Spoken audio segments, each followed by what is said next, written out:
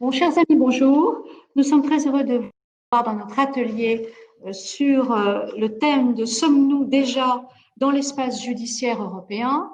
Nous serons en compagnie des éminents spécialistes de la Commission de droit pénal, William Julier et Antoine Moison, et également, s'il arrive à se connecter, et de notre ami Jean-Paul Ordis, qui est le responsable pôle Europe de la section internationale, que j'ai le plaisir de présider, et puis d'Olivier de Maison Rouge, qui s'occupe de la commission renseignement et intelligence économique de la CE.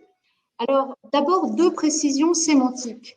La première, c'est à propos de la formule espace judiciaire européen, parce que c'est une formule assez novatrice et descriptive qui a été utilisée pour la première fois par notre ancien président, Monsieur Giscard d'Estaing.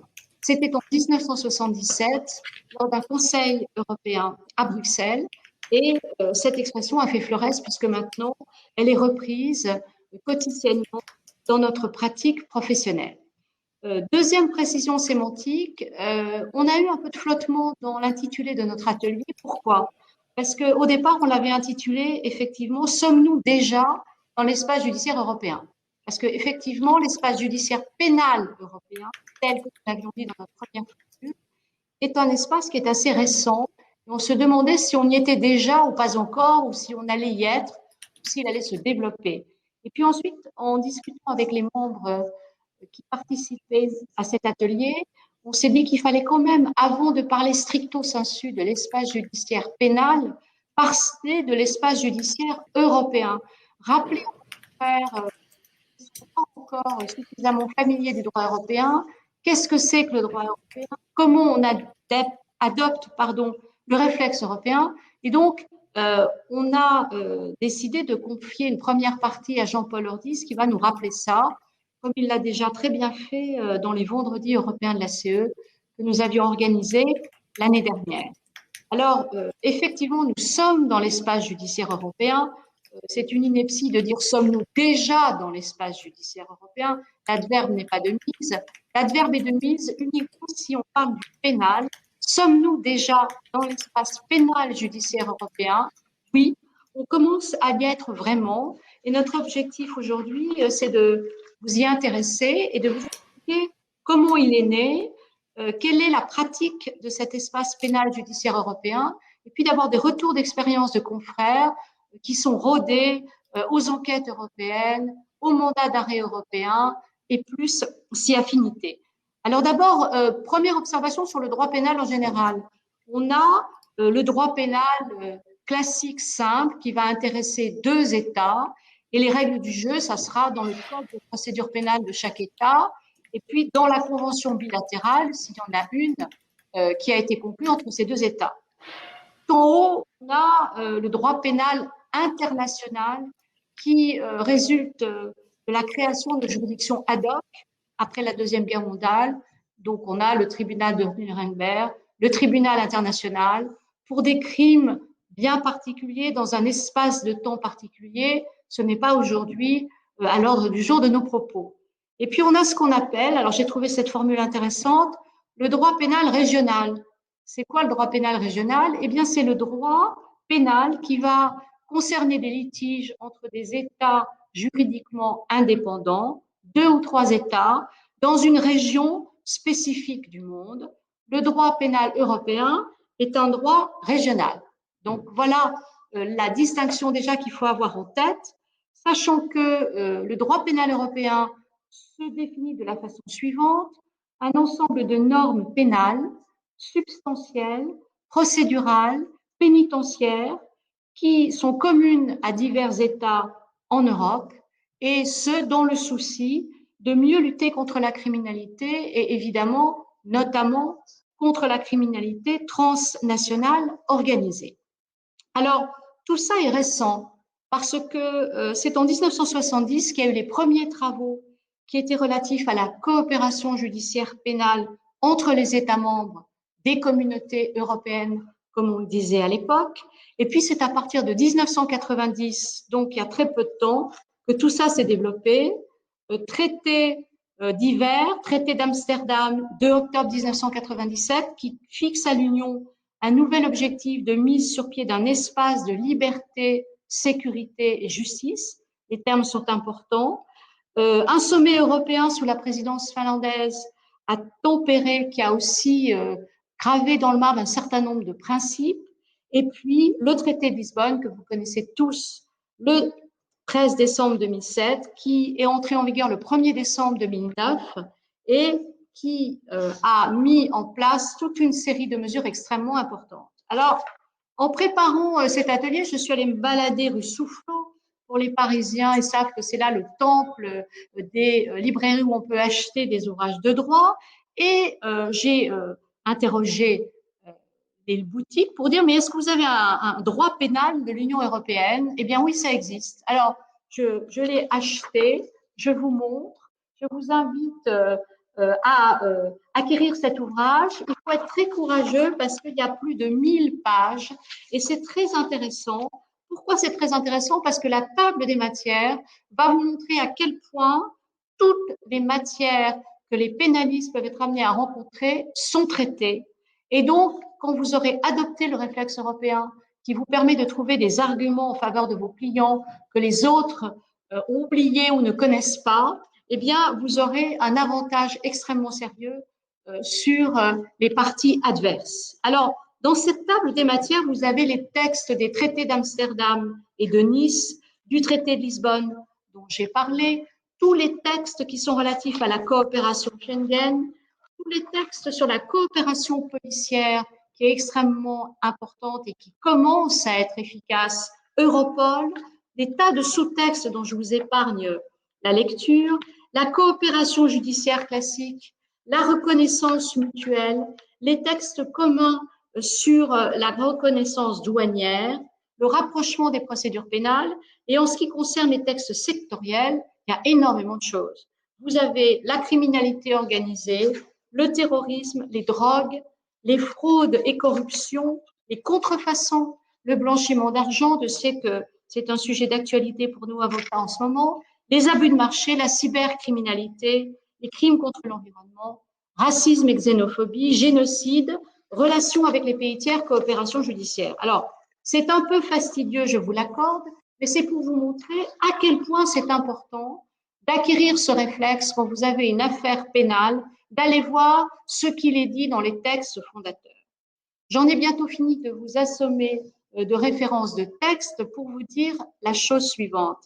Quand on regarde le traité sur le fonctionnement de l'UE, le fameux TFUE, on voit qu'il a donné compétence à l'Union pour mettre en place des règles minimales par voie de directive. Même si vous n'êtes pas spécialisé en droit européen, vous savez tous ça. Et dans notre domaine, il faut que vous sachiez qu'il y a 6 directives clés qui sont, je vous donne les références pour que vous puissiez les noter. Première directive, 20 octobre 2010, c'est la directive 2010-64-UE, qui est relative au droit d'interprétation et à la traduction dans le cadre des procédures pénales. La deuxième directive, 22 mai 2012, directive 2012-13-UE, qui est relative au droit à l'information dans le cadre des procédures pénales. Troisième directive, 22 octobre 2013, très importante pour nous, c'est la directive 2013-48-UE, relative au droit d'accès à un avocat dans le cadre des procédures pénales et des procédures relatives au mandat d'arrêt européen. On vous traitera tout à l'heure en pratique toutes les conséquences de cette directive qui sont très importantes.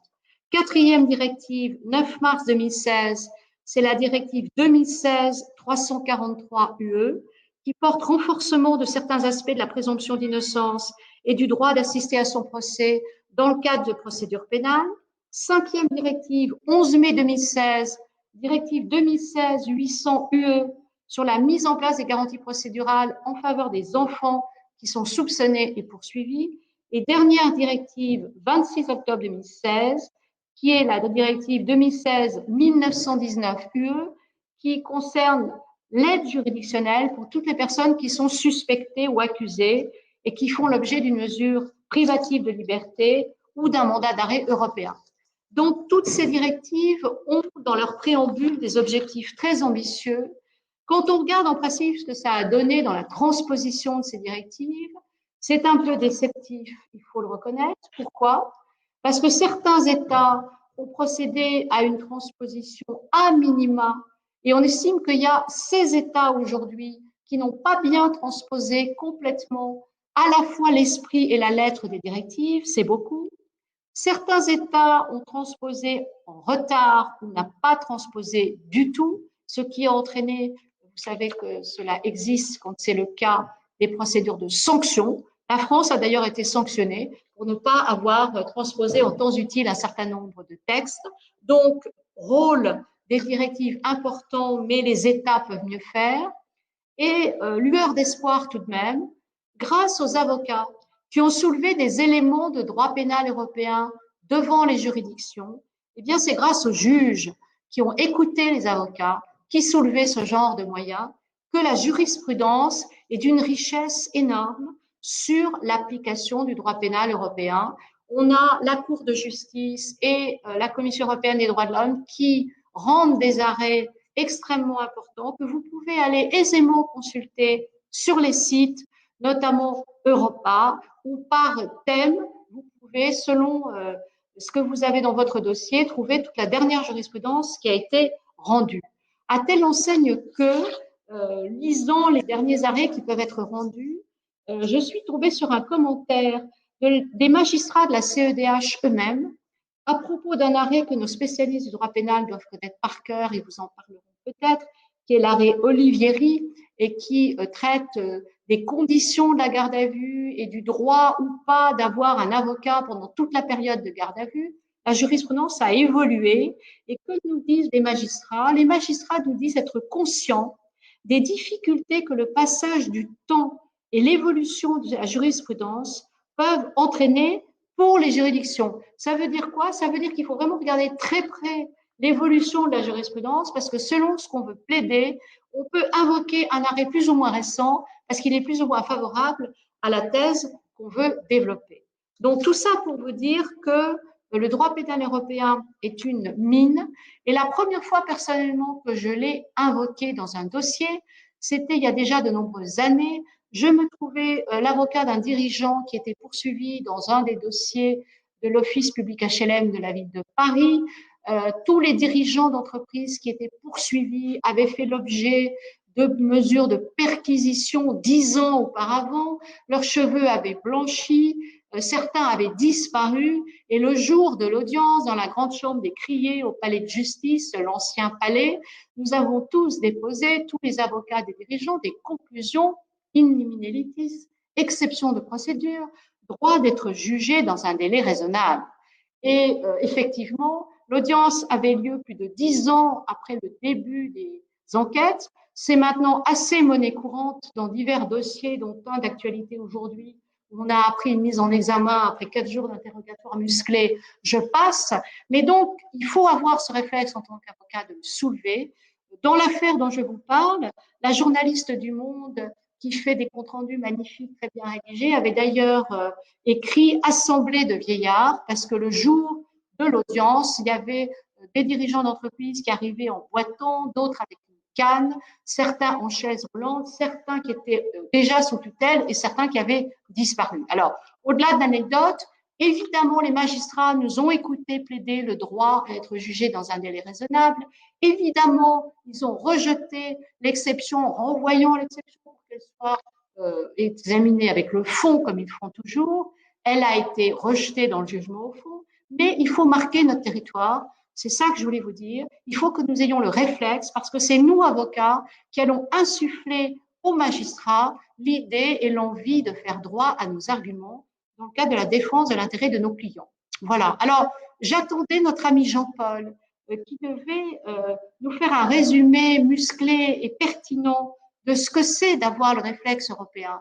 Mais comme il a du mal à se connecter, je vais peut-être passer la parole à mon voisin Antoine, qui va, lui, vous parler des sujets qu'il avait prévu de traiter, dont l'enquête européenne, je pense, et puis un certain nombre d'anecdotes pour vous mettre en forme sur le droit pénal européen. Bonjour à tous. Je me déplace un peu pour que tout le monde me voit bien. Effectivement, on avait prévu de ne pas traiter tout de suite la matière pénale, mais on va entrer dans le vif du sujet. Et merci Catherine pour pour cette belle introduction qui donne déjà pas mal de matière et d'éléments de réflexion. Je rebondis un instant avant d'entrer sur les sujets que je voulais évoquer, sur le réflexe européen.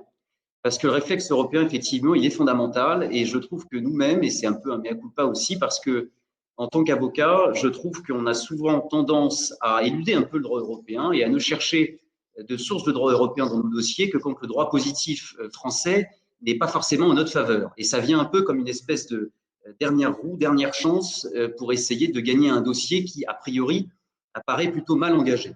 Et la réalité, c'est qu'en droit pénal, comme dans les autres matières, le droit européen, évidemment, a une influence, un impact. Il a apporté beaucoup de choses.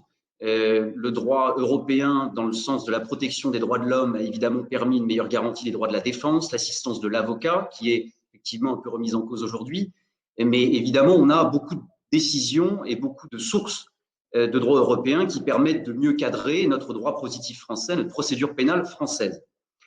Dans l'espace judiciaire pénal européen, on entend plutôt, en réalité, on va essayer de le voir sous plusieurs aspects, mais on entend plutôt, à première vue, un espace de répression. C'est-à-dire que l'espace judiciaire pénal, c'est un espace qui doit permettre une meilleure poursuite des infractions et qui doit permettre de fluidifier les enquêtes, qui doit permettre d'être plus abouti dans un sens répressif. On va voir, et j'aurai un exemple ou deux que je développerai tout à l'heure, c'est aussi un moyen de protéger le citoyen européen, qui n'est pas seulement un citoyen national de son pays, d'un État membre, mais un citoyen européen qui doit pouvoir bénéficier partout en Europe de protections qui sont en fait européennes et plus seulement nationales. Deux sujets qui me semblent majeurs. Le premier, la décision d'enquête européenne. C'est un sujet dont on ne parle pas énormément, qui est en vigueur depuis quelques années maintenant, 2017, qui n'a pas une application pratique concrète très importante, si ce n'est dans des très gros dossiers de grande ampleur qui sont déjà consacrés en France et confiés à des juridictions interrégionales spécialisées. Donc, c'est des dossiers de criminalité organisée sur des très importants trafics de stupéfiants, de fraude internationale. Donc, ce n'est pas quelque chose qu'on voit forcément au quotidien de notre activité. C'est assez rare encore, mais c'est sur le point, en tout cas, de se banaliser. Pourquoi est-ce qu'il faut en parler? Parce que la décision d'enquête européenne, en fait, c'est d'abord une réponse à un constat d'insuffisance qu'on fait depuis des années, nous, avocats d'entreprise, qui assistons des entreprises en tant que souvent partie civile dans des dossiers parce qu'elles ont été victimes de fraude au président. C'était un petit peu le concept à la mode qu'on évoquait beaucoup. On le croit un peu disparu. Il existe encore beaucoup. Pendant le Covid-19, on a eu des cas dont vous avez sûrement entendu parler qui ont été relayés dans la presse avec des montants très importants de fraude sur les masques chirurgicaux, sur le gel hydroalcoolique. Il y a toujours une recrudescence, selon l'époque, de fraudes dites au président, qui sont en fait des escroqueries commises contre l'entreprise. On fait croire, par le biais d'une entreprise fictive, de faux documents, qu'on va lui fournir des éléments et où les auteurs arrivent à escroquer, à détourner des sommes qui sont très importantes. Pourquoi la décision d'enquête européenne peut jouer là-dessus et sur ce terrain-là? Parce que dans ces dossiers-là, d'escroquerie, de fraude au président, ces dossiers-là, aujourd'hui, depuis quelques années, sont rarement franco-français. C'est-à-dire qu'on a, même dans des fraudes qui ne sont pas forcément de très grande importance, en général, tout le temps, un acte commis effectivement sur le territoire, si l'entreprise est française, par exemple, ou si le groupe a une filiale française et que c'est elle qui est escroquée. Mais la réalité, c'est qu'on a toujours plusieurs individus d'autres pays européens, la plupart du temps, ou s'ils sont en France, en tout cas, des flux d'argent sur des comptes qui ne sont pas sur des comptes de banques françaises, mais des banques européennes. Et donc, on a toujours une difficulté quand on assiste les entreprises dans ce type de dossier en France à avoir une réponse pénale effective. Bien souvent, on dépose une plainte pour une escroquerie d'ampleur très importante. Pourquoi? Pour simplement pouvoir faire une déclaration de sinistre auprès de l'assurance, expliquer qu'on a déposé plainte, qu'on a été victime du fraude et en réalité documenter le dossier qui va permettre peut-être, dans le meilleur des cas, d'être assuré contre la perte qui a été subie. Mais on a assez rarement, dans ce type de dossier, des poursuites effectives parce qu'on a des individus qui ne sont pas forcément sur le territoire national, que pour bloquer des fonds qui viennent d'être transférés dans une banque, même européenne, on pourrait croire l'inverse, mais la réalité, c'est qu'on a beaucoup de mal à les faire bloquer très vite. Et tout ceci, pourquoi? Parce que plusieurs choses. La première, c'est que en France, la plupart de ces enquêtes, même si elles sont d'ampleur vraiment internationale importante, elles sont traitées par le parquet, par le procureur de la République, qui, en fait, aujourd'hui, dans la plupart des grandes villes de France, à Paris, Aix-Marseille, c'est exactement la même chose, sont très spécialisés. C'est-à-dire qu'ils ont des brigades d'enquête techniques spécialisées pour les fraudes à l'informatique, pour les fraudes aux moyens de paiement, pour la délinquance astucieuse. La brigade financière, de la même manière, peut intervenir très vite. Donc, on a des moyens en France d'intervenir très vite sur le territoire français. Ces enquêtes-là, elles sont suivies par le parquet avec ce type de brigade-là. Et en règle générale, ça reste franco-français parce que le parquet n'a pas l'autorité Il l'a avec la décision d'enquête européenne, c'est pour ça que je veux en parler. Il n'a originellement pas cette autorité-là pour ordonner un blocage d'un compte bancaire à l'étranger, pour faire une réquisition judiciaire auprès d'une banque étrangère. Et quand je dis banque étrangère, c'est dans l'Union européenne. C'est-à-dire qu'il y a des dossiers où vous avez beaucoup de pays européens qui ne jouent pas le jeu. Je prends l'exemple de l'Espagne, je le prends toujours parce que ça m'est arrivé plusieurs fois avec ce pays-là, mais il y a d'autres pays de l'Union européenne avec qui c'est la même chose. C'est-à-dire qu'on a des demandes d'information, pas de réponse, des réquisitions, pas de réponse, et on a finalement des parquetiers aujourd'hui, des magistrats du parquet qui baissent les bras, qui laissent tomber. Parce que le seul moyen d'avoir une véritable enquête européenne, c'est, hormis la décision d'enquête européenne, de passer par un juge d'instruction, de passer par une commission rogatoire internationale. Ce qui veut dire, pour les praticiens du droit pénal que nous sommes, perdre à minima 6 mois, 8 mois. Et le juge d'instruction Von Ruymbeck, qui n'est plus juge d'instruction, mais il évoquait déjà le fait que dans la délinquance financière, on a toujours un train de retard. Un peu comme quand on suit le cambrioleur qui a toujours une nouvelle technique pour forcer un local d'habitation ou un local. On a toujours un train de retard parce qu'à partir du moment où on détermine que les fonds ont pu aller sur tel compte bancaire, de telle banque, en réalité, l'argent n'y est déjà plus et est passé sans doute par 2 ou 3 autres comptes bancaires. Et donc, on a toujours un train de retard, on n'arrive jamais à avoir cette effectivité-là. Donc, on dépose une plainte qui va être traitée, suivie, mais qui souvent est classée parce qu'on ne retrouve pas les personnes et qu'on ne retrouve pas les fonds qui ont pu être détournés. La décision d'enquête européenne, c'est justement un moyen qui va permettre à toutes les autorités qui sont en charge des enquêtes, donc pas seulement le juge d'instruction, qui n'est en réalité plus saisi de la plupart des dossiers de droit pénal des affaires parce qu'il y en a trop, mais ça va permettre notamment au parquet de pouvoir saisir son homologue européen d'un autre État membre pour lui demander ce type d'acte d'enquête que j'évoquais à l'instant. Donc ça peut être des auditions, ça peut être des perquisitions, ça peut être des réquisitions judiciaires, des saisies d'avoirs, des confiscations. On va avoir, et on l'a déjà, mais dans les affaires comme je l'évoquais il y a quelques minutes, de grande ampleur aujourd'hui, et pas dans les plus petits dossiers, on pourrait dire, qui sont pas de petite importance, mais qui sont des dossiers plus réguliers, on va dire, de droit pénal des affaires, on ne l'a pas encore vraiment de façon très effective. Mais c'est sur le point de se banaliser, c'est de ça dont je voulais vous parler, parce que je pense que on a effectivement, nous, en tant qu'avocats d'entreprise, un vrai moyen ici de se servir de ce nouvel instrument. Il est très peu utilisé, mais on peut le demander. C'est aussi à la diligence de la partie civile. Donc, il faut évidemment y penser quand on dépose plainte auprès d'une brigade spécialisée. On a certains relais dans certaines brigades. On sait beaucoup mieux avec les années qui saisir et on a des relais qui permettent d'agir très vite une fraude informatique. Vous avez des enquêteurs de la BEFTI, par exemple, qui peut intervenir très vite dans les 48 heures. Vous savez que sur vos serveurs, tout est bloqué, tout est conservé, tout est sauvegardé et il n'y a aucune altération possible de la preuve de la fraude et de l'intrusion informatique. Par exemple, ce type de brigade-là, si elles ont le pouvoir avec les magistrats du parquet qui sont en charge de leur confier ces dossiers-là, ce pouvoir de saisir leurs homologues pour de façon très rapide, parce que c'est prévu de façon très numérique, la possibilité de réaliser des actes d'enquête rapidement, c'est peut-être un des seuls moyens de préserver, dans certains dossiers en réalité, l'intérêt de cette enquête pénale et l'intérêt de déposer plainte en réalité. Et c'est peut-être le seul moyen aujourd'hui d'aboutir à une réparation d'un préjudice. Alors, je vous renvoie effectivement sur le site de la Commission européenne. Vous avez beaucoup de manuels. On va parler dans un instant du mandat d'arrêt européen. Ils sont en général assez fournis. On n'a pas tous les développements, on n'a pas toutes les jurisprudences qui sont rendues sur ces sujets, mais on a quand même beaucoup d'éléments très techniques de savoir qui peut saisir, comment saisir, quel délai. Donc, je vous renvoie après pour tout ce détail-là à ce type de manuels qui existent et qui sont en général très bien faits, assez structurés. Mais voilà, dans les grandes lignes, ce qu'il faut évidemment avoir en tête, c'est que ce réflexe européen, là, dans le cadre d'une décision d'enquête européenne, il est très important parce qu'il est parfois le seul moyen d'aboutir à quelque chose et d'avoir une enquête qui est utile. Deuxième sujet, et William Julier a des choses à dire aussi sur ce sujet-là, donc je lui passerai la parole dans un instant, le mandat d'arrêt européen.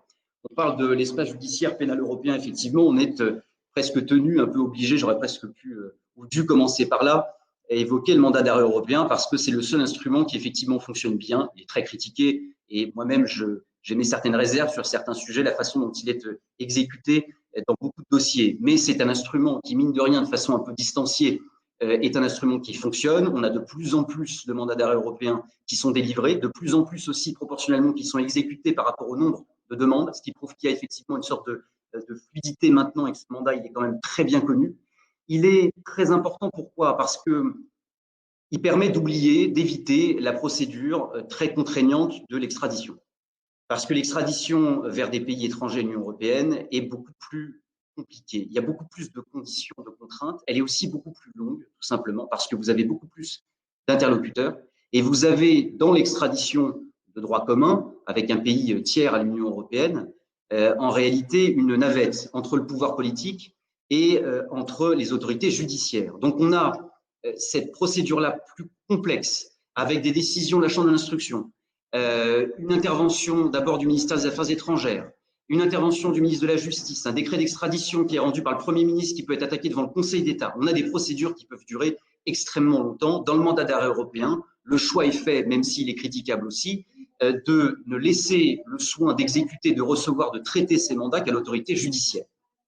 Alors ça me donne évidemment tout de suite un peu la transition pour parler de qu'est-ce qu'une autorité judiciaire. C'est un point théorique d'importance parce que on a eu beaucoup d'espoir, en tout cas quand on défend assez régulièrement sur des mandats d'arrêt européens, c'est la question qu'on s'est un peu tous posée de savoir si véritablement en France le parquet pouvait être une autorité d'émission des mandats d'arrêt européens, parce que selon l'Union européenne, c'est une autorité judiciaire qui doit avoir les garanties d'indépendance, qui ne doit pas pouvoir recevoir d'instructions de la part du pouvoir politique. Et donc, on a eu cette question, on a eu pas mal d'espoir, ils ont été assez singulièrement cassés l'année dernière, en 2019, puisque la Cour de justice de l'Union européenne a confirmé que le parquet en France pouvait présenter ces garanties d'indépendance qui lui permettent de ne pas être soumis à l'exécutif, ce qui en soi est objectivement faux parce que structurellement, il est objectivement dépendant du pouvoir exécutif. Mais dans les faits, la Cour de justice estime en réalité que les magistrats du parquet et du parquet général qui se prononcent sur les demandes d'extradition avaient en réalité une marge de manœuvre, une liberté et une indépendance d'esprit et fonctionnelle aussi, ce qui est évidemment très contestable, pour traiter les mandats d'arrêt européens. Donc on a effectivement une confirmation qu'en France, le parquet peut traiter ces demandes et ces mandats d'arrêt européens, ce qui évidemment est contestable. Je vous parlais de délais très stricts. Là aussi, je vous renvoie, vous avez un manuel du mandat d'arrêt européen, puisque ça fait quand même plusieurs années qu'on le traite, qu'on le connaît bien. En 2017, un manuel a été établi par la Commission européenne qui reprend de façon très structurée toutes ces étapes-là. Donc, je vous renvoie à ce manuel pour ne pas reprendre tout le détail et tous les délais. Mais l'idée qu'il faut bien retenir, c'est que les délais sont évidemment plus stricts que pour une extradition de droit commun, je vous l'ai dit, qui peut durer des années. Et c'est très important. Pourquoi? Notamment pour un sujet. Parce que vous avez en matière d'extradition ce qu'on appelle l'écrou extraditionnel, qui est un placement en détention et qui est une sorte de bonus, entre guillemets, puisqu'en fait, vous ne purgez aucune peine, c'est un placement en détention qui se poursuit le temps de la procédure d'extradition. Avec le mandat d'arrêt européen, puisque les délais sont très courts, on limite un maximum, pas totalement, mais un maximum quand même, l'atteinte à la liberté et le placement en détention pour autre chose que l'exécution d'une condamnation. On a des délais évidemment plus stricts qui permettent de traiter beaucoup plus rapidement. Et si remise de la personne, il doit y avoir à l'État requérant, l'État membre requérant, elle peut aller beaucoup plus vite. Il y a des exceptions, mais la règle générale, c'est que ça aille quand même beaucoup plus vite et que les délais soient plus stricts. Et c'est important parce qu'en réalité, en droit français, c'est une des seules matières, sauf erreur en procédure pénale, où en réalité, la détention n'est pas limitée dans le temps. C'est-à-dire que l'écrou extraditionnel, il peut durer pendant des années. Tant que la procédure d'extradition n'est pas terminée, l'écrou extraditionnel, il a vocation à durer. On peut faire des demandes de mise en liberté.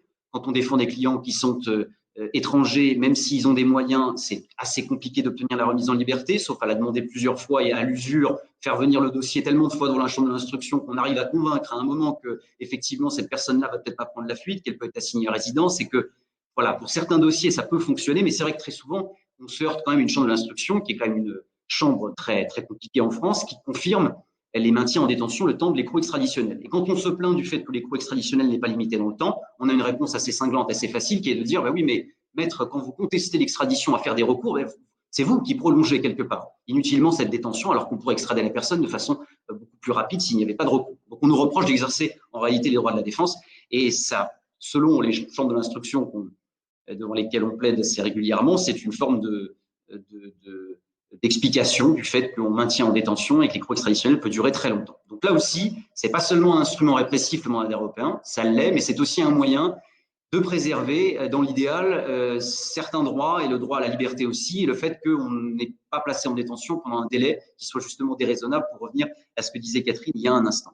Sachant que, et je nuance un peu ce propos, dans l'écrou extraditionnel, vous avez un délai qui effectivement n'est pas un délai d'exécution, donc qui est un délai qui ne sert à rien, c'est une sorte de détention gratuite, on pourrait dire de façon un peu vulgaire, mais la réalité, c'est que normalement, le pays qui est requérant et le pays qui demande l'extradition est censé imputer et déduire de la peine qui sera peut-être prononcée, ou qui l'a déjà été, le temps qui a été fait en détention en France ou dans le pays européen.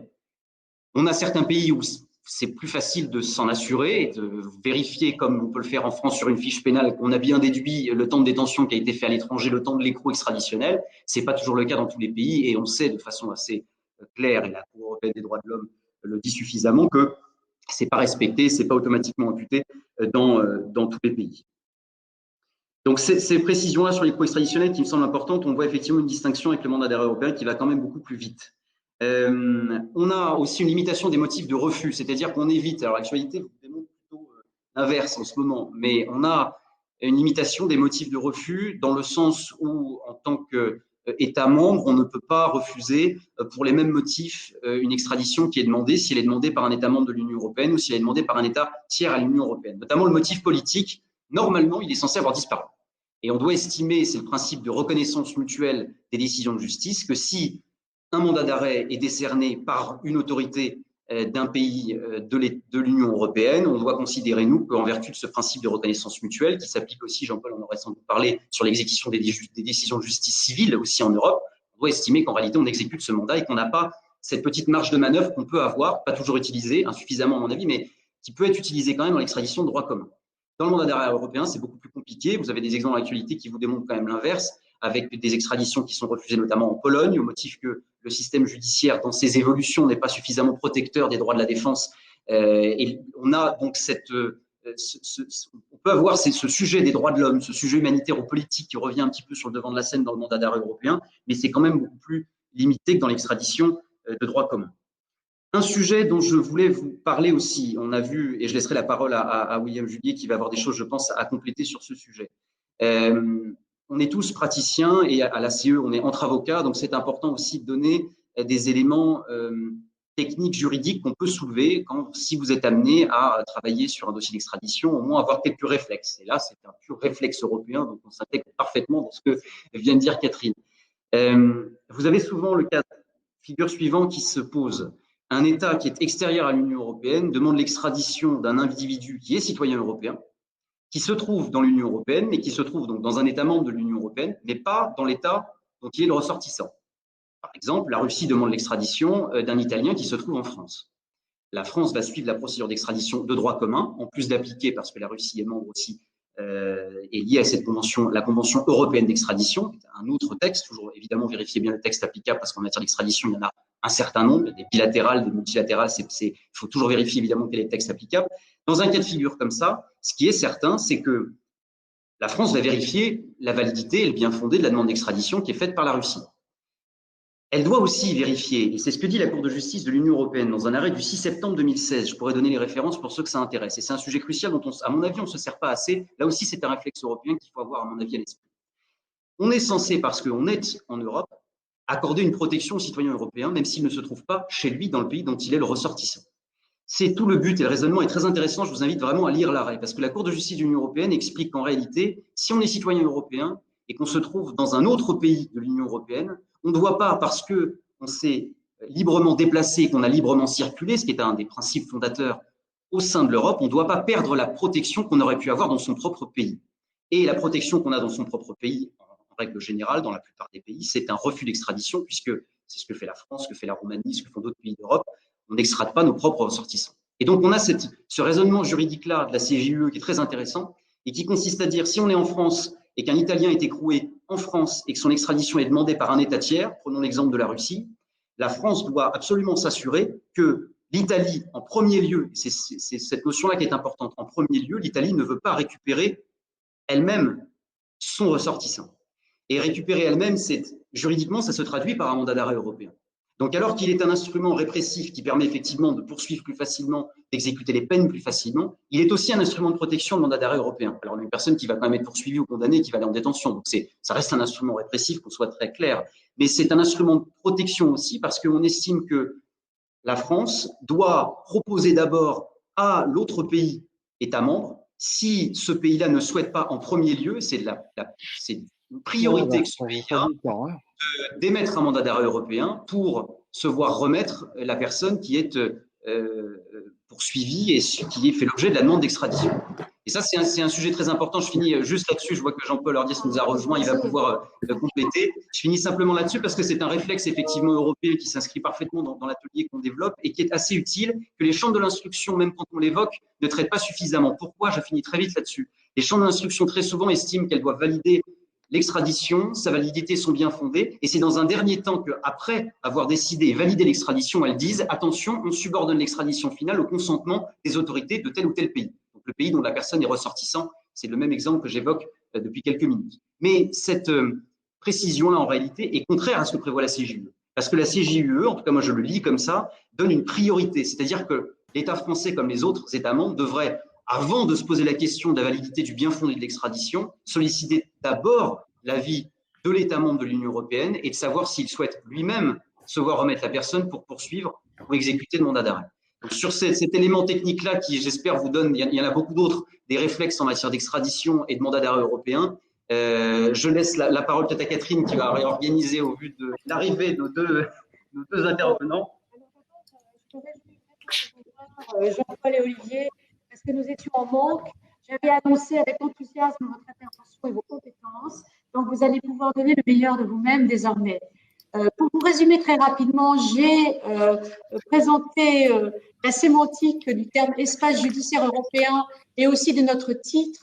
Et j'ai expliqué à tous nos confrères que pour avoir le réflexe européen, il faut avoir écouté Jean-Paul Ordis, qui est notre pape l'Europe au sein de la section internationale, responsable du pôle Europe, qui enseigne avec talent, enthousiasme et vigueur le droit européen à tous nos confrères. Mon cher Jean-Paul, je te donne la parole pour que tu puisses nous rappeler la boîte à outils indispensable pour que nous puissions défendre nos clients ensuite en droit pénal. Mais d'abord, faut-il encore se rappeler les grands principes. À toi, Jean-Paul. Alors, bonsoir à toutes et à tous. Et tout d'abord, mes excuses pour ce retard dû à des difficultés techniques qui manifestement dépassent mes compétences, dont notre présidente d'aujourd'hui a bien voulu rappeler que si elle était y arrivée, je n'avais donc pas d'autre choix que d'y arriver également. Ce qui m'a fallu 20 minutes de le faire, c'est vous dire qu'elle a nettement plus de talent que moi, ce que chacun sait, bien entendu.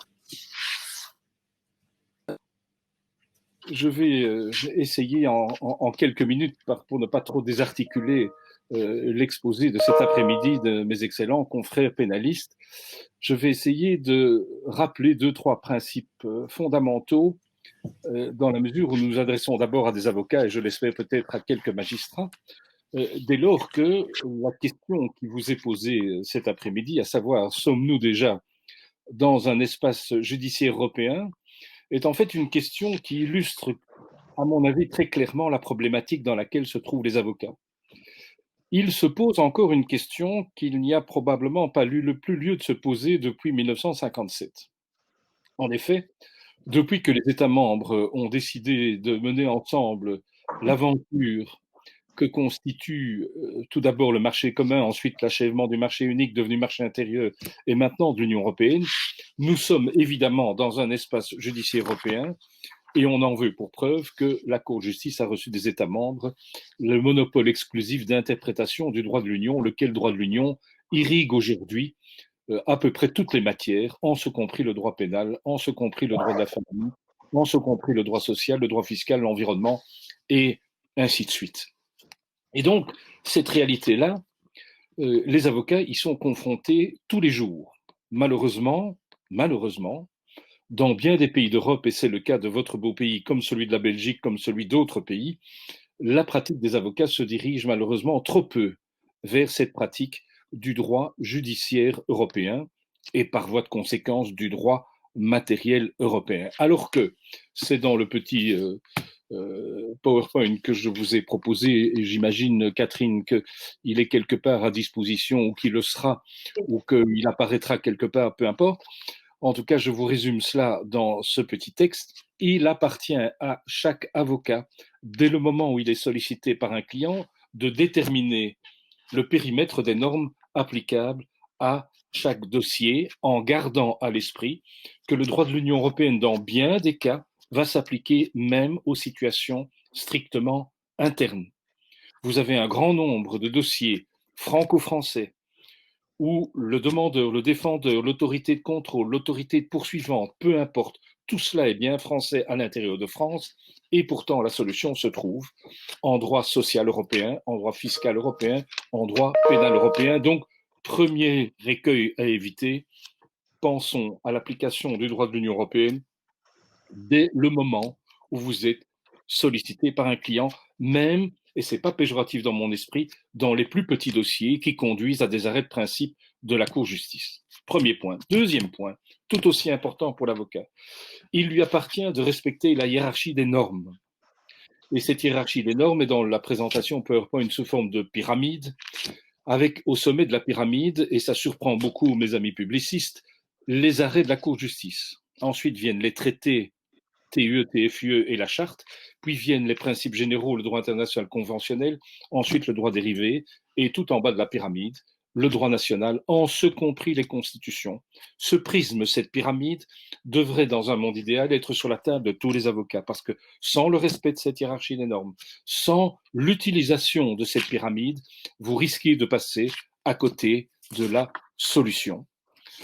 Alors, quand on a dit ça, je voudrais en 5 secondes rappeler Catherine Souris, parce qu'elle sait ce que je vais dire et elle a raison.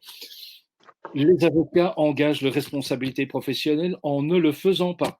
Votre Cour de cassation, le 15 mai 2015, a prononcé un arrêt de principe condamnant un avocat à 60 000 € de dommages et intérêts parce qu'il n'avait pas soulevé à heure et à temps les arguments de droit européen dans un litige de droit du travail où l'employeur, le salarié, tout était français, le conseil des prud'hommes était bien français, la cour d'appel bien française.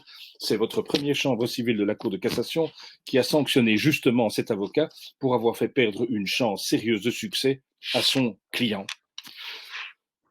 Ces rappels étant dits, il faut maintenant se dire que le droit judiciaire européen, qui est notre sujet, présente 2 axes fondamentaux. Vous avez un premier axe qui est classique et qui est généralement un peu mieux connu par les avocats, c'est l'axe du droit international privé européen. C'est-à-dire, vous le savez, les règlements Bruxelles I, Bruxelles II, les règlements Rome I, Rome II, c'est-à-dire la compétence judiciaire d'exécution pour les premiers, les obligations contractuelles et non contractuelles pour les autres.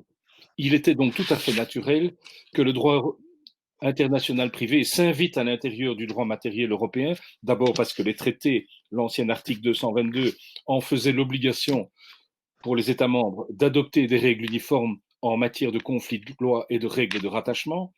Ensuite, pour permettre l'uniformisation de toutes ces règles de droit international privé, lequel est désormais 100% intégré au droit de l'Union européenne, et vous avez des dizaines d'arrêts chaque année qui appliquent ces fameux règlements.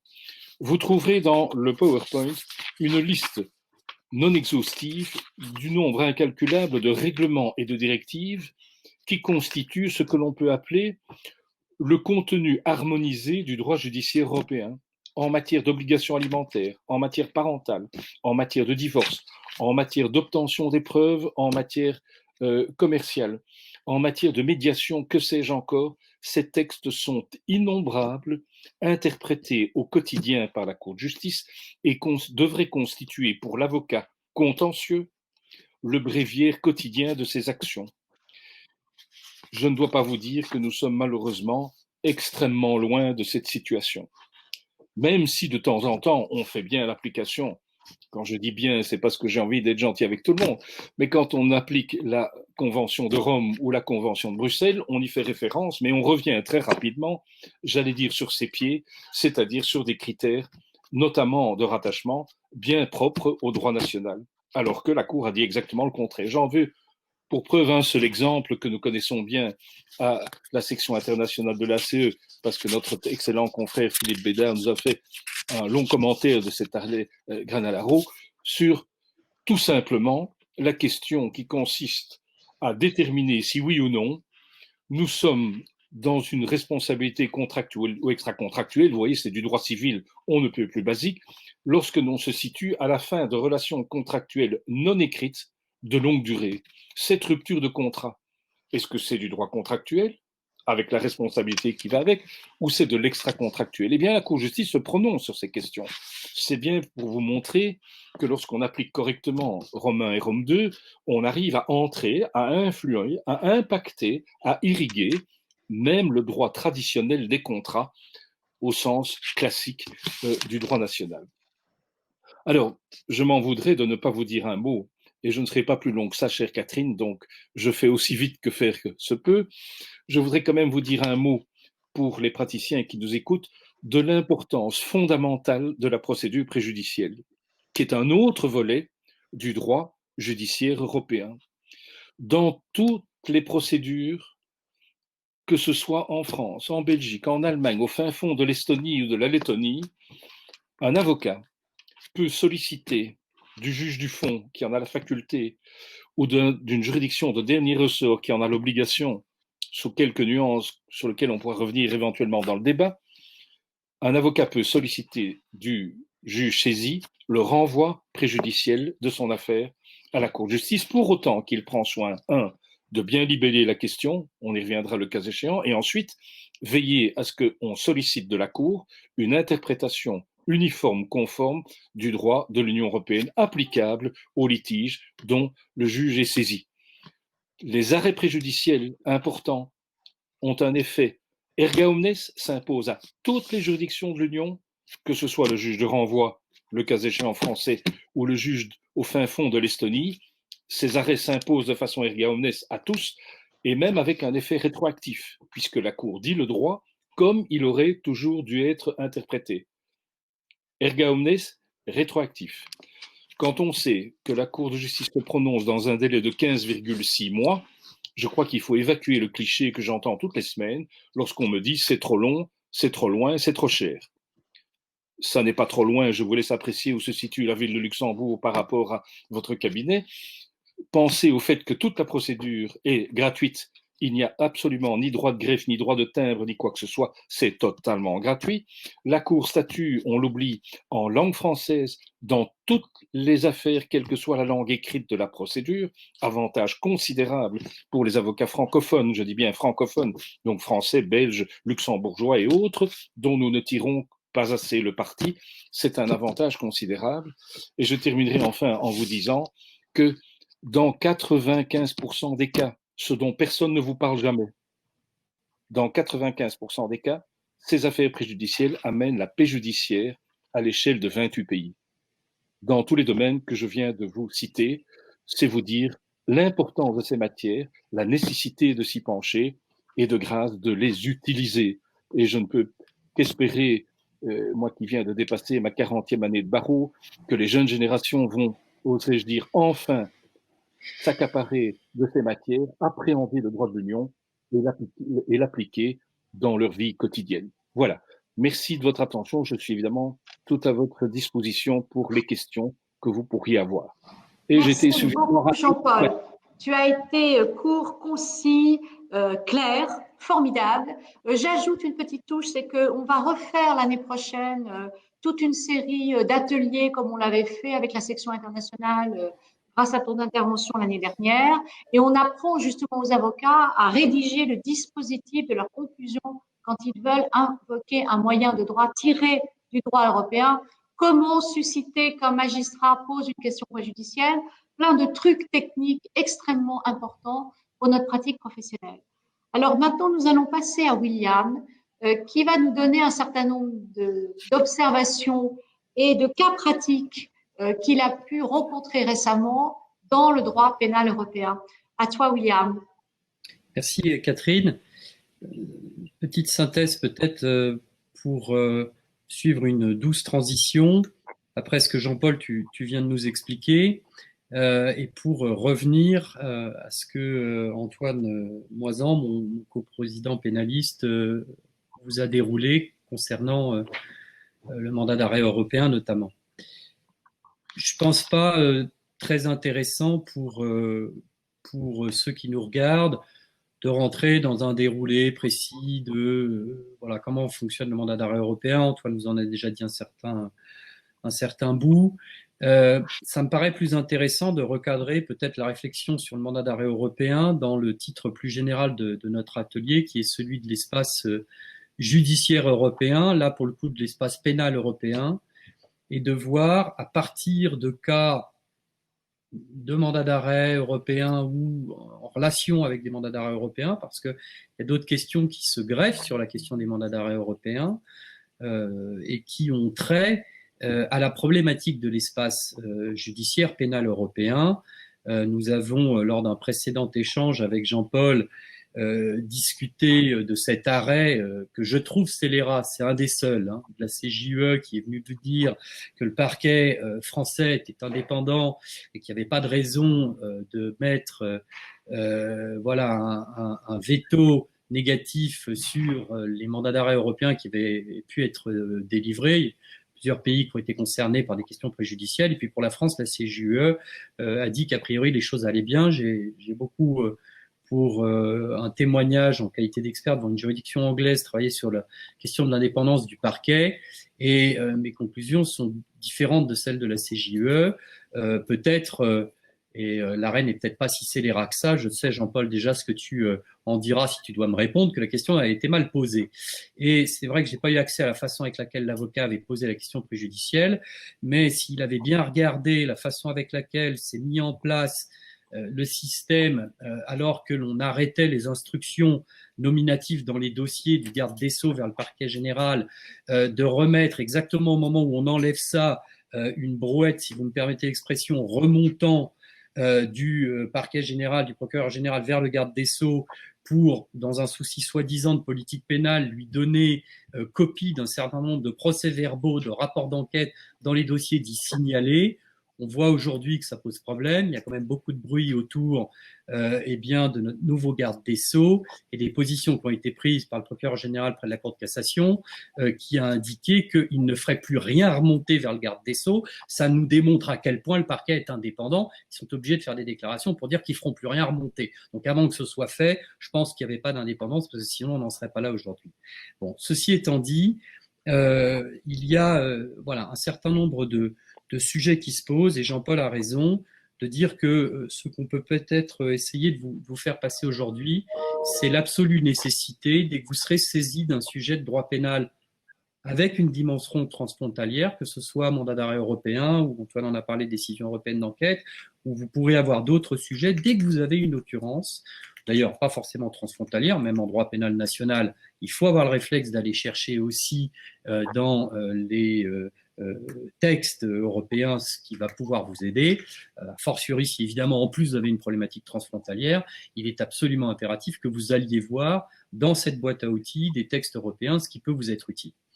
Alors, sur le mandat d'arrêt européen, Antoine l'a rappelé, l'avantage c'est que les choses vont beaucoup plus vite. L'avantage c'est que, ça c'est aussi un des critères importants, on ne peut pas opposer la nationalité en l'occurrence pour un dossier par exemple français qui serait demandé par l'Allemagne, la France ne pourra pas dire bah non, on va pas remettre cette personne parce qu'il est ressortissant français. Donc ça, c'est quand même un certain nombre de dossiers qui sont concernés. Le fait qu'il n'y a pas de vérification à partir du moment où les infractions rentrent dans une liste qui est une liste très large de vérification de double incrimination, un certain nombre de principes donc, qui vont favoriser la remise de personnes dans des délais, ça a été dit aussi, très courts. Une possibilité de se pourvoir en cassation, mais enfin la Cour de cassation doit répondre dans un délai de 40 jours, qui est extrêmement court, et vous avez des procédures qui se déroulent, sauf demande de supplément d'information, mais c'est pas aussi fréquent qu'en matière d'extradition, en quelques semaines. Tout cela est possible parce qu'il y a quelque chose qui a aussi été évoqué, mais sur quoi je souhaite insister, qui est le principe de confiance mutuelle. La confiance mutuelle, c'est ce qui rend possible ces outils au niveau européen et qui rend possible que, parce que les systèmes juridiques des pays concernés sont supposés respecter les mêmes standards, et bien qu'il est possible d'aller plus vite et qu'il est possible d'être moins regardant. Ça, c'est vraiment le socle pour comprendre quelle est la force motrice qui va dans le sens de permettre qu'il y ait un système européen harmonisé au plan pénal.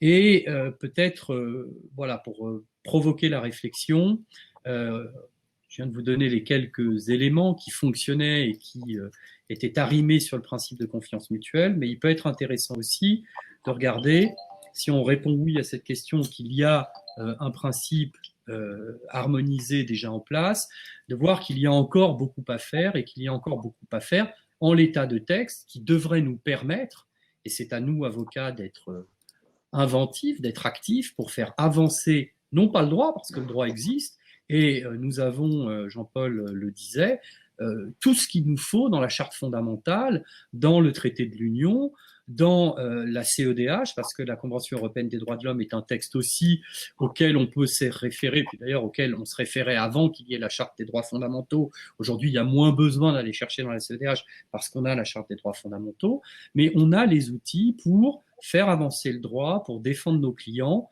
éventuellement, et je dirai un petit mot tout à l'heure, travaillons au cabinet depuis quelques temps maintenant sur des conseils, non pas pour les particuliers, mais pour des autorités ou pour des États étrangers qui se retrouvent dans des situations de blocage concernant des remises, des extraditions aussi, mais parfois des extraditions vers d'autres pays européens.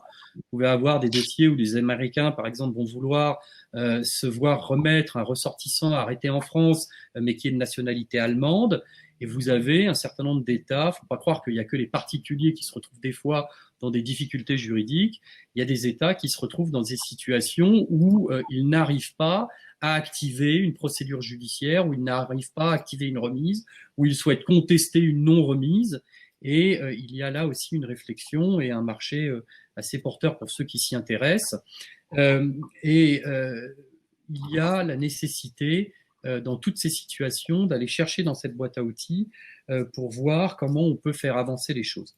Alors, 2-3 exemples tirés en effet de situations récentes que j'ai pu avoir à traiter, qui me font observer que s'il y a un espace judiciaire pénal européen aujourd'hui incontestablement, qu'il y a des points sur lesquels il serait intéressant d'essayer de le faire avancer. Il y aura des commentaires après moi sur le parquet européen, et je crois que là, on est au plein cœur aussi de cette problématique. Alors, un des premiers sujets, par exemple, on en parlait aussi sur la directive qui donne un certain nombre d'injonctions au pays de permettre qu'un avocat puisse intervenir dans le cadre d'une procédure pénale. Il y a une disposition spécifique dans cette directive qui concerne l'accès à l'avocat lorsque une procédure de mandat d'arrêt européen se déploie. Cette directive a donné lieu à une transposition dans le Code de procédure pénale français qui comporte un article qui indique que si une personne est interpellée, par exemple à l'étranger, disons en Angleterre pour le cas que j'ai traité, et qu'il y a une demande de remise de la France au vu d'un mandat d'arrêt européen délivré par une juridiction française, eh bien que cette personne doit pouvoir faire savoir de l'Angleterre qu'elle souhaite désigner un avocat dans l'État requérant, c'est-à-dire en France. Il y a dans les discussions parlementaires qui ont présidé au vote de cette loi, des observations, je crois, du rapporteur, qui indiquent que le but qu'un avocat français soit désigné en l'état d'une personne qui est en attente éventuellement d'être remise par un État étranger est évidemment qu'il puisse servir à quelque chose. Nous sommes dans un État du droit français, et ça intéressera sans doute Jean-Paul, où il n'est pas possible, lorsque une personne n'a pas encore été remise effectivement, mise en examen au demeurant, d'accéder en qualité d'avocat français au dossier français. Il y a un certain nombre de dossiers dans lesquels vous allez vouloir contester la régularité de l'émission du mandat d'arrêt européen, notamment en expliquant bien, que cette personne n'était absolument pas en fuite, qu'on savait très bien où elle était, et que cette mesure coercitive était absolument disproportionnée. Vous n'allez pas pouvoir faire ça parce qu'on va vous expliquer que vous ne pouvez pas, en tant qu'avocat français, accéder à quoi que ce soit. Et lorsque vous souhaitez, j'ai déployé beaucoup d'énergie depuis plusieurs années pour essayer d'obtenir que la jurisprudence de la Chambre criminelle de la Cour de cassation change sur ce point. Je n'y ai encore pas réussi, je ne désespère pas, et je pense qu'un jour ce sera par la CJUE que ça viendra, qu'on me dise qu'on ne peut pas me dire que je ne suis pas partie à la procédure à compter du moment où, même si je ne suis pas mis en examen, se déploient tout de même contre moi à l'étranger des effets coercitifs qui sont éventuellement l'incarcération dans une prison anglaise. Un cas récent qui a défrayé un peu la chronique, qui est celle d'un individu qui depuis a été remis et qui était dans le sillage du dossier du financement de la campagne de Nicolas Sarkozy par les Libyens et qui a passé quelques mois en détention en Angleterre et qui se plaignait de ne pas pouvoir, Monsieur Alexandre, agir ici en France dans la mesure où il était en prison là-bas et que potentiellement il pensait que ses problèmes cardiaques risquaient là-bas de lui être fatals. Donc, on a des situations qui sont des situations réelles où il y a besoin de faire avancer, je crois, là, l'espace judiciaire européen, parce que s'il y a vraiment un espace judiciaire européen, ça veut dire qu'on doit pouvoir agir également quand on n'est pas encore arrivé en France et que les juges français vous ont pas mis la main dessus. Il y a un autre sujet également très intéressant qui est celui de ce que je considère être un manque, là pour le coup, de confiance mutuelle, à partir du moment où vous allez avoir un mandat d'arrêt européen qui a été émis et qu'un État, Antoine en parlait, ça n'arrive pas souvent, mais ça arrive et ça arrive de plus en plus, où un pays ne va pas remettre une personne parce qu'il va être considéré que même si en principe le contrôle est allégé parce qu'on se fait confiance mutuellement, bien qu'il y a quand même la nécessité de faire un contrôle des droits fondamentaux. Sur la Pologne, sur la Hongrie, il y a des procédures, article 7, traité fondamental de l'Union, sans rentrer dans le détail, Jean-Paul pourra en parler bien mieux que moi, qui sont des procédures qui peuvent mener à des sanctions contre des États qui, bien qu'on se fasse confiance, eh bien, ont des basculements de régime qui font que les droits fondamentaux énoncés par l'article 2 du traité risquent d'être violés, article 3, article 6 de la CEDH pour voilà, ces notions qui sont peut-être plus connues de tous, procès équitable, article 6, traitement inhumain ou dégradant, article 3,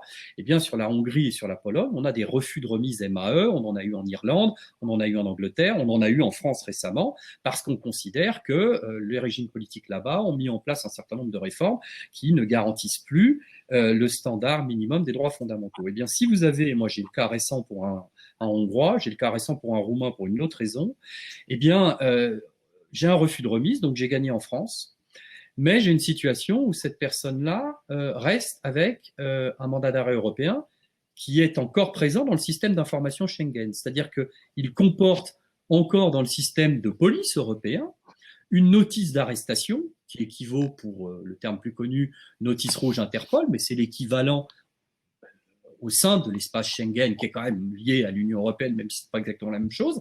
Eh bien, j'ai des gens dont un des États, la France, c'est pas mal, a dit bah non, on ne le remettra pas à la Roumanie parce que ce mandat d'arrêt, il est politiquement motivé et c'est un des motifs possibles de refus de remise, ou alors il y a des risques de violation de l'article 3 ou de l'article 6 ou des textes équivalents dans la Charte des droits fondamentaux. Eh bien, mon entrepreneur, au demeurant allemand, qui a un mandat d'arrêt de la Roumanie et qui est français, eh bien, il ne va pouvoir aller nulle part sauf rester en France, s'il veut être sûr de ne pas être de nouveau exposé à ce qu'une nouvelle procédure soit initiée contre lui en vertu du même mandat d'arrêt européen considéré par la France comme non respectueux des normes fondamentales européennes. Ça, c'est un problème considérable pour un certain nombre de personnes qui viennent nous voir, des chefs d'entreprise, pour qui la non-remise est évidemment un soulagement, mais enfin, ils sont prisonniers à partir de ce moment-là en France, et il n'existe pas, Jean-Paul me confondra si je dis une bêtise, mais de mécanismes qui me semblent acceptables. Le seul mécanisme, il y a, je crois, c'est pas un contrôleur européen, mais un médiateur européen, je crois, qui peut intervenir, mais sa seule capacité est d'essayer de trouver une solution entre les deux États et donc de demander à la Roumanie s'ils sont d'accord pour lever le marqueur. Et évidemment, les Roumains ne lèvent pas les marqueurs quand ils ont émis des mandats d'arrêt européens. Et je n'ai pas encore vu de dossier où ce soit solutionné. Alors, dernier point, aussi peut-être pour montrer qu'il faut continuer à pousser dès que vous avez un sujet, il y a le thème des procédures concurrentes. C'est-à-dire qu'il est parfaitement possible, lorsque vous avez quelqu'un qui est en cours d'une procédure, mais qui va se trouver sous contrôle judiciaire, c'est un peu le pendant de l'histoire du SIS, eh bien, si vous avez une procédure en cours de déroulement et que la personne se rend dans un autre État de l'Union européenne, il n'existe pas, en tout cas à ma connaissance, de système qui viendra dire que, au moins le temps qu'une procédure est en cours dans un des pays de l'UE, ça peut être d'ailleurs pour un sujet autre que mandat d'arrêt européen. Vous pouvez avoir le sujet de quelqu'un qui va être visé par un mandat d'arrêt russe. Cette personne est anglaise, éventuellement double nationalité, ça c'est un cas récent. Elle est arrêtée en France. Procédure d'extradition est en cours ici. On n'est pas dans une procédure accélérée, ça va durer 3 ans. Je pense que j'ai de bonnes chances de gagner. En attendant, mon client que j'ai fait sortir de prison, qui est mis en liberté sans aucune mesure restrictive, parce que la juridiction française finit par comprendre que ce dossier est un dossier monté de toutes pièces, c'est une motivation politique et que ça ne tient pas debout, mon client a théoriquement le droit d'aller en Angleterre, il est anglais, d'aller en Espagne ou d'aller en vacances en Italie. Eh bien, s'il le fait, je ne peux lui garantir qu'une procédure concurrente ne se mettra pas en route à la demande des Russes qui seraient informés qu'il est allé en vacances à Marbella, je ne sais pas. Et contact pris avec un avocat espagnol, on m'a dit, mais attention, les Russes et les Espagnols s'entendent extrêmement bien parce qu'il y a un tel problème de criminalité dans le sud de l'Espagne, bien que s'il est en Espagne, même avec vos arguments qui ont été des arguments performants en France, bien votre client sera en grand danger en Espagne. Là aussi, il y a, à mon sens, quelque chose qui plaide en faveur de ce qu'il n'y a pas suffisamment encore de système judiciaire européen, en tout cas au plan pénal, parce que si la confiance mutuelle était pleine et entière, bien on considérerait que quand la France a dit non, bien on doit pouvoir aller en Espagne et y être en sécurité. Voilà pour les quelques exemples voilà, un petit peu vivants qui me viennent en tête, ce que je pensais pouvoir apporter sur la question du MAE et plus généralement sur cette matière voilà, du système judiciaire pénal européen. Alors, William, merci beaucoup. On a évidemment une question piège à 3 points pour toi, parce que sinon, ça serait pas drôle, qui est d'ailleurs posée par notre amie Anne-Sophie Nardon. Quid de l'effet du Brexit et du no deal tout à fait vraisemblable sur le mandat d'arrêt européen? A priori, en l'état, l'idée générale et ce qui était voilà, dans l'accord, parce qu'il y a quand même eu un accord, alors maintenant peut-être qu'il n'y en aura plus du tout, était que les mandats d'arrêt européens, même s'ils s'appelleront peut-être plus comme ça, continuent d'exister. La CJUE n'a pas mis beaucoup d'énergie pour casser les mandats d'arrêt européens avec l'argument de l'indépendance du parquet. On verra ce qu'elle nous dira quand elle sera saisie de cette question-là, parce que je pense qu'elle va sans doute l'être. L'Angleterre doit être quand même le pays de la zone Europe, on va l'appeler comme ça, parce que l'espace judiciaire européen, ça va loin. La Convention européenne d'extradition, on en parlait tout à l'heure avec Antoine. Moi, j'ai eu un dossier avec la Corée du Sud, où j'ai réussi à faire sortir quelqu'un ici, parce que, rapport d'expert fait par un avocat coréen, il nous est dit que la déduction de la période passée en détention sur écrou extraditionnel en France est déduite en Corée du Sud si le juge le souhaite. Pas de chance, la Corée du Sud est partie, vous ne pouvez pas le deviner, à la Convention européenne d'extradition, c'est le cas, donc c'est une Europe très large. Eh bien, le juge français a dit, ah bah là, il y a quand même un problème, et hop, la personne a été remise en liberté. Mais l'Angleterre doit être le pays, mandat d'arrêt européen ou pas, qui, je crois, procède aux analyses les plus poussées des demandes de remise, quelle qu'en soit l'origine, Europe, hors Europe. Donc, je ne serais pas très inquiet du côté de la garantie des droits côté anglais lorsque quelqu'un est demandé, quitte à être arrêté quelque part au sein de l'Europe pour une remise. Je pense qu'en Angleterre, ce n'est pas le plus mauvais pays où on puisse être arrêté. Alors, dans l'autre sens, s'il n'y a plus de MA côté anglais pour nous les envoyer à nous, ça aura peut-être d'autres conséquences, mais bon, je pense qu'il y a beaucoup de discussions politiques. Je passe la parole à Antoine, qui a une remarque à faire là-dessus. Voilà. Je serais assez surpris que tout se casse la figure et qu'on dise, ah bah maintenant, voilà, d'Angleterre, ça va être l'équivalent d'une procédure d'extradition classique, mais on verra. La difficulté, à mon sens, c'est que si c'est un no deal, on a un risque qu'il n'y ait plus de mandat d'arrêt européen, en tout cas postérieurement au no deal, et s'il n'y a pas de période de transition, à mon avis, ça devient plus compliqué pour les délivrer après des mandats d'arrêt européens postérieurement, ça n'existera peut-être plus, on sera dans l'extradition peut-être de droit commun. Par contre, la vraie difficulté, c'est les mandats d'arrêt qui sont en cours. Parce que ceux-là qui ne sont pas encore exécutés, est-ce qu'ils vont pouvoir être exécutés? Je crois que dans les textes qu'il y avait, mais j'ai plus les références, on pourrait retrouver si ça intéresse ceux qui nous regardent, il y avait une possibilité justement d'y déroger, c'est-à-dire que certains pays qui avaient reçu des mandats d'arrêt européens de la part de la Grande-Bretagne avaient cette possibilité, en cas de Brexit, de refuser d'extrader, considérant que les mandats d'arrêt européens ne devaient plus recevoir effet du fait du Brexit.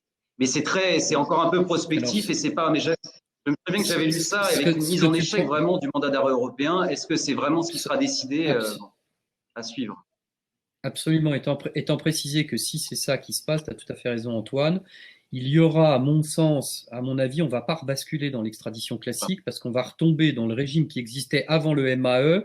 Je connais le sujet parce que justement, je suis en train de faire une consultation pour un État européen étranger qui est en train de se poser la question de savoir ce qui peut se passer pour des remises. C'est un État qui, lui, ne va pas sortir de l'UE, mais concernant des dossiers qui sont suffisamment anciens pour que le MAE ne soit pas applicable. Et il y a donc le premier étage de la fusée qui reviendra éventuellement en application, pour te répondre Anne-Sophie, on n'est pas en direct, mais bonjour. On aura la Convention européenne d'extradition de 57 qui va se remettre en vigueur pour te faire une réponse juridique. Et par contre, il y aura un deuxième étage de fusée qui n'est pas très connu et que je ne connaissais pas avant justement de travailler pour cette consultation, qui est la Convention de Dublin. Jean-Paul, je suis sûr, connaît ça. La Convention européenne, mais cette fois-ci de l'Union européenne de Dublin sur l'extradition, qui date de 96, qui a été ratifiée par le dernier État en question, je crois que l'année dernière, c'est l'Italie, et qui est donc entrée en vigueur en 2019 et qui comporte des dispositions renforçant, notamment au plan d'une procédure accélérée, les dispositions de la Convention de 57 qui sont applicables pour tous les États qui ne font pas partie de l'UE, qui en sont signataires, mais qui est applicable aussi pour les États qui ne seraient plus dans le système du mandat d'arrêt européen. Donc on aura un étage qui sera infra-mandat d'arrêt européen, mais qui sera quand même supra-procédure d'extradition classique. Donc si tu as un cas comme ça, Anne-Sophie, Convention de 57 plus Convention de Dublin. À mon avis, c'est ça qui risque de se passer. Merci beaucoup, William, à suivre, ce qui montre que notre réflexion, elle est prospective. Alors, puisqu'on parle de prospective, Olivier, te voilà bien placé, toi qui présides la commission renseignement et sécurité économique, qui a donc une vision un peu différente de nous, plus politique, plus géopolitique, plus prospective. J'arrête là. À toi de nous donner ton sentiment sur l'espace judiciaire pénal européen. N'en dis pas plus, Catherine, merci. M'entendez-vous? Est-ce que c'est bon pour vous? Oui, c'est bon. Merci, je vais rebondir un peu sur tout ce qui a été dit et compléter, mais modestement, parce que je n'ai pas effectivement la même vision. Merci William pour ton éclairage sur des sujets aussi précis, aussi complets, et merci pour un regard surtout autre qu'Évrin. Je pense à toi, Jean-Paul.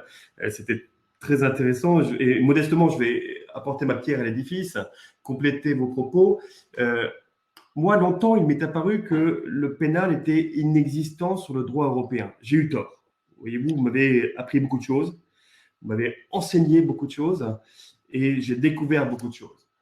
Moi, en ce qui concerne ma partie, parce que finalement, c'est un échange de regards, c'est à la croisée des chemins que nous évaluons un peu nos compétences et nos qualifications, et en état des choses, j'ai vu des avancées significatives depuis peu seulement, sur nos questions, alors tu l'as souligné Catherine, en matière de renseignement notamment et de sécurité économique plus largement.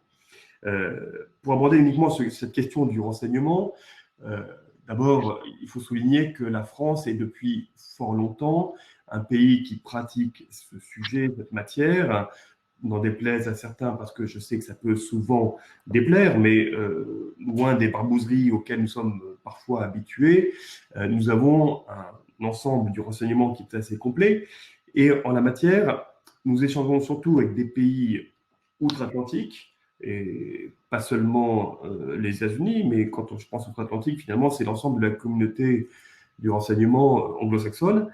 Et ça n'est que depuis peu que la France est à l'origine d'un ensemble un peu plus cohérent, un peu plus concerté du renseignement.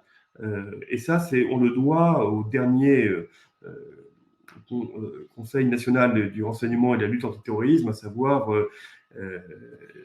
Pierre de Bousquet de Florian, qui depuis est passé au ministère de l'Intérieur.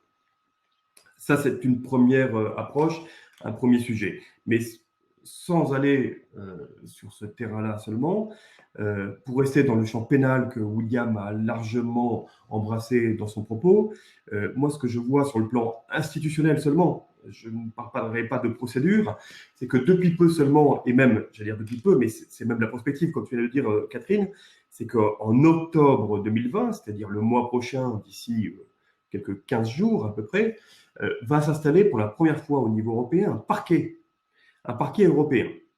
Ça veut dire une instance de poursuite. Alors on verra dans quelle mesure il sera indépendant. William a souligné un petit peu les nuances en la matière, ne serait-ce que vu par la Cour de justice de l'Union européenne, enfin par la Cour européenne des droits de l'homme, pardon, je me corrige moi-même. Mais ce parquet européen n'est pas celui que l'on croit et qu'on a l'habitude de croiser, de voir dans nos prétoires.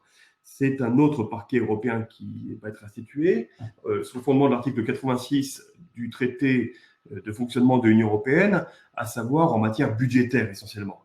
C'est-à-dire que ça va être une instance de poursuite qui va être en mesure de pouvoir poursuivre des fraudes, et en tout tout cas des auteurs de fraude en matière budgétaire, à savoir fraude à la TVA, pratiques illicites, évasion fiscale. Voilà quel va être son champ d'investigation. Il faut savoir que sur cette création du parquet européen, alors il y a, pardon, pour être plus précis, sur le périmètre d'intervention et sur sa compétence et sur sa formation seulement, il y aura donc un procureur européen qui va être en mesure de porter ce parquet, de représenter ce parquet auprès de la Cour de justice de l'Union européenne, du Cour de justice de l'Union européenne d'une part, et la Cour des comptes européenne. Voilà les deux instances devant lesquelles ce parquet sera présent. Ça veut dire qu'on ne va pas le voir non plus dans des prétoires nationaux, il va de soi. Jean-Paul, tu veux intervenir? Oh, pardon, j'ai cru entendre. Deuxième chose, cette création du parquet qui est dans les tuyaux depuis les années 2014 et suivantes n'a pas fait l'unanimité entre tous les membres de l'Union européenne. Et de fait, c'est par un artifice institutionnel, entre guillemets, que finalement seulement 22 pays, ce qui est déjà pas mal, se sont rejoints à cette, joints à cette initiative. Et donc, chaque pays membre de cette institution va lui-même désigner son propre procureur. Je parle au futur parce que, encore une fois, vous l'avez compris, c'est bien en novembre 2020 que cette instance, cette institution va siéger. C'est donc sur des questions essentiellement budgétaires, de fraude financière, de fraude fiscale, qu'elle va devoir siéger et, le cas échéant, requérir des sanctions. Voilà pour le plan du texte réglementaire. C'est une chose, mais je ne m'arrêterai pas là. J'ai envie d'aller plus loin sur les questions de prospective d'anticipation, comme tu m'y as invité, Catherine, et je te remercie. Il faut relier ça dans un contexte un peu plus large, à savoir les questions d'extraterritorialité du droit, parce que finalement tout ça se heurte aux questions de souveraineté, notamment de souveraineté juridique. Alors, je ne vais pas m'appesantir sur la question de la souveraineté européenne, est-ce qu'elle existe, elle n'existe pas, là n'est pas la question. Mais si, à partir du moment où on crée un organe tel que le parquet européen, c'est déjà situer une forme de souveraineté juridique au niveau européen et non pas seulement sur le plan national. Et indépendamment de cette question, c'est peut-être répondre à une forme d'ingérence ou d'extraterritorialité en matière pénale, parce que là c'est bien du pénal dont nous parlons, sur le plan européen. Pourquoi? Parce que nous avons vu dans des affaires qui ont frappé certaines grandes entreprises internationales, mais d'abord européennes, telles que BNP Paribas, Société Générale, Alstom, Crédit Agricole, Deutsche Bank, Volkswagen et j'en passe, par les autorités américaines pour des fondements juridiques qui parfois ont échappé aux règles territoriales et parfois même en violation des règles simples de courtoisie internationale ou même du droit international plus simplement, eh bien, ce parquet a-t-il vocation, et c'est une question que je pose, je ne sais pas si en réalité, dans les faits, dans les institutions, il va répliquer, mais a-t-il vocation à répliquer et à porter une voix un peu plus offensive, ou en tout cas à défendre une forme de sécurité juridique européenne au-delà de nos frontières pour, le cas échéant, si nécessaire, sanctionner des entreprises extra-européennes qui interviennent sur le territoire européen et qui viendraient à enfreindre ces règles budgétaires, ces règles comptables, ces règles financières, puisque c'est bien sa compétence. Je dis ça parce que ça fait quelque temps que, vous le savez, notamment en France, le ministère de l'Économie et des Finances essaye de frapper au portefeuille des grandes entreprises et des géants américains tels que les GAFAM, demain peut-être Huawei, pour ceux qui ne prononcent pas la chinoise, et d'autres encore, j'en passe, à savoir les fameux Batix.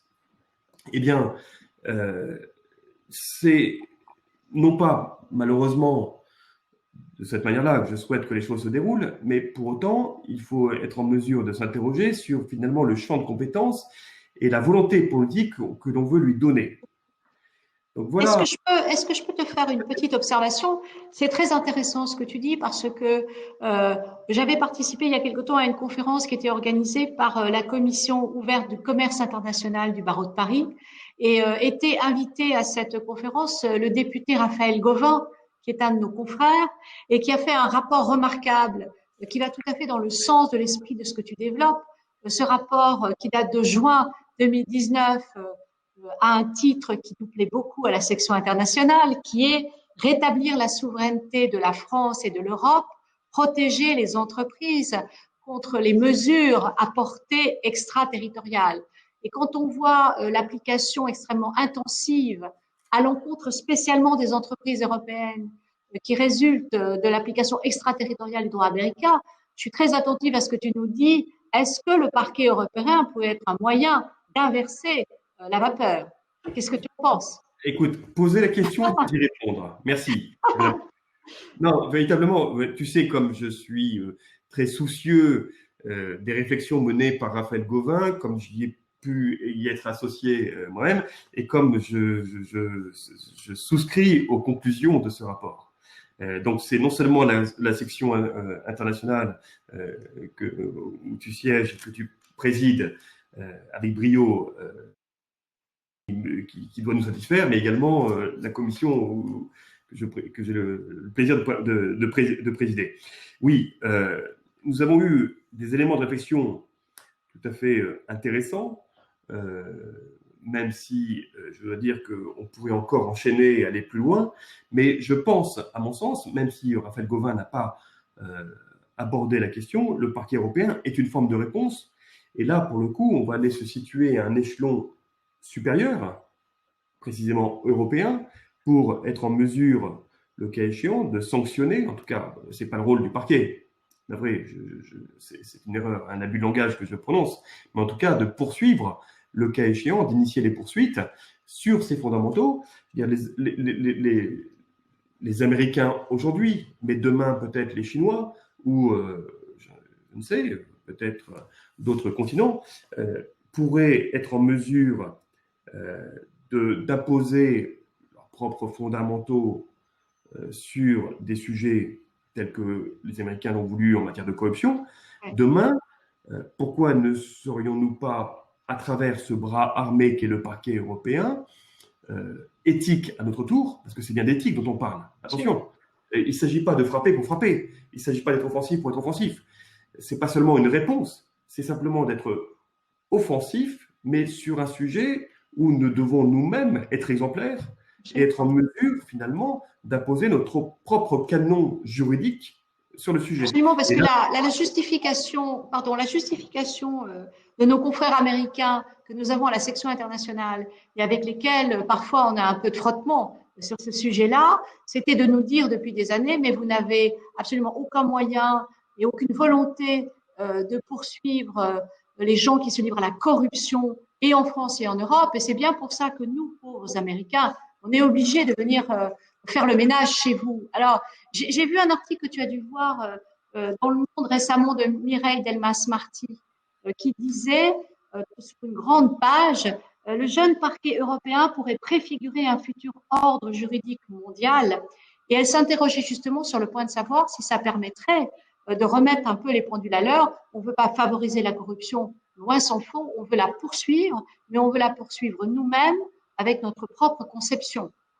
Sachant que, si j'ai bien compris, la chef du parquet européen est déjà désignée et elle va être une icône rouge, selon le terme de la presse, de la lutte contre la corruption. Donc, qu'est-ce que tu penses de tout ça? Alors, je m'abstiendrai de toute polémique. C'est effectivement une Roumaine, Laura, alors je ne sais pas si je prononce bien, Codruta Kövesi, voilà son nom, pour être plus précis, qui était nommée en tant que procureur général européen. L'aspect de la corruption est une chose fort intéressante, mais c'est finalement ce qui nous a été importé directement. Tu l'as dit, d'où l'objet peut-être des frictions et des interprétations et même de conflits, des normes juridiques applicables d'un continent à l'autre. Nous avons notre propre approche éthique et que mon propos soit bien clair. En aucun cas, je ne valide la corruption, quelle qu'elle soit ou qu'elle se trouve dans le monde. Il ne s'agit pas de pouvoir accepter ce type de pratique qui est éminemment répréhensible. D'ailleurs, j'en veux pour preuve que la loi Sapin II qui a été votée en France a été une véritable avancée en la matière sur le sujet et a consacré, je dis bien consacré parce que ce statut existait auparavant déjà en matière de lutte anticorruption, mais pas seulement, le statut de lanceur d'alerte que l'on retrouve désormais au niveau européen. Donc nous avons su avancer sur cette question-là largement, l'intégrer à nos entreprises, parce que je me situe encore une fois du côté de l'entreprise, mais pour autant, je n'ai pas la prétention que notre droit soit de nature à être imposable au reste du monde. Et c'est là toute la limite de l'exercice, et peut-être, je crois, la limite, en tout cas, je crois, la réticence que j'aurai à l'égard du droit américain, comme peut-être demain du droit chinois, enfin demain, quand je dis demain, c'est déjà aujourd'hui, c'est-à-dire que notre droit est issu d'us et coutumes européens, avant toute chose. On débat ce soir de droit européen, c'est parce que c'est le fruit d'une histoire, d'une politique, d'une géographie et également d'une forme d'humanisme. On a parlé tout à l'heure de droit anglo-saxon, moi je retiens l'habeas corpus, c'est déjà une avancée fondamentale, et donc je ne crois pas que l'on puisse imposer notre droit. Après, en revanche, c'est à nous de l'appliquer. Non, mais bien sûr, c'est pas l'imposer, mais éviter de subir un autre droit sans moyen de défense, en violation absolue de nos principes fondamentaux. Tout à fait. Voilà. Et c'est là où je crois que le parquet européen, si tant est qu'il soit doté d'une véritable volonté en la matière, puisse faire valoir ce droit, non pas au mépris d'un autre, mais en tout cas de telle sorte à ce que d'autres ne soient pas être en mesure de s'imposer au détriment d'une autre. Absolument. Là, je pense qu'on pourra avoir de nombreux nouveaux ateliers sur la pratique qui va être donnée à tout ça. Mais je trouve que c'est une lueur d'espoir sur rétablir la souveraineté de la France et de l'Europe, personnellement. Après, à voir comment ça va marcher en pratique. Alors, je crois que tu voulais aussi nous parler d'une directive qui t'est chère. Et alors, je te redonne la parole. Merci Catherine. Oui, puisque l'on parle de droit européen, et là je vais sortir un peu du champ pénal, mais encore qu'on s'y trouve néanmoins, c'est que précisément, et ne serait-ce que pour rester sur le rapport Gauvin dont tu as parlé de juin 2019, ce rapport Gauvin a émis comme hypothèse de réformer notamment la loi de blocage. Pourquoi ? Parce que la loi de blocage, pour ceux qui ne la connaissent pas, est une loi qui a été votée en 1968, réformée en 1980, et qui était destinée à filtrer par le Quai d'Orsay, ce que peu de gens connaissent, et non pas la chancellerie, étonnamment, des informations de toute nature, mais économiques, monétaires, commerciales et financières, et j'en passe, qui seraient susceptibles de nourrir, si je puis dire, les procédures des autorités judiciaires étrangères. Et quand on pense étranger, c'est au-delà de l'espace européen précisément. Mais à l'époque, en 68, on ne parlait pas seulement d'Europe, on pensait surtout à protéger la France à travers cette procédure. Eh bien, cette procédure a été contournée par les procédures américaines, je pense notamment à la procédure dite de Discovery, pour ceux qui la connaissent, qui l'ont pratiquée, et que j'imagine vous avez déjà eu l'occasion d'étudier à travers la Commission internationale. Mais depuis peu, c'est depuis mars 2018, c'est aussi le Cloud Act qui permet aux autorités américaines de solliciter auprès des opérateurs numériques de nationalité américaine toute information en lien avec des serious crimes n'étant pas défini dans la loi américaine, ça signifie toute forme de délit et de crime, y compris en matière économique, et quel que soit le lieu où se trouvent ces données. Donc finalement, on s'affranchit des frontières, y compris des frontières étatiques, mais encore plus des frontières numériques. Tu voulais dire, Catherine? Donc, je voulais dire que c'était totalement scandaleux et que nous luttons naturellement contre ce processus.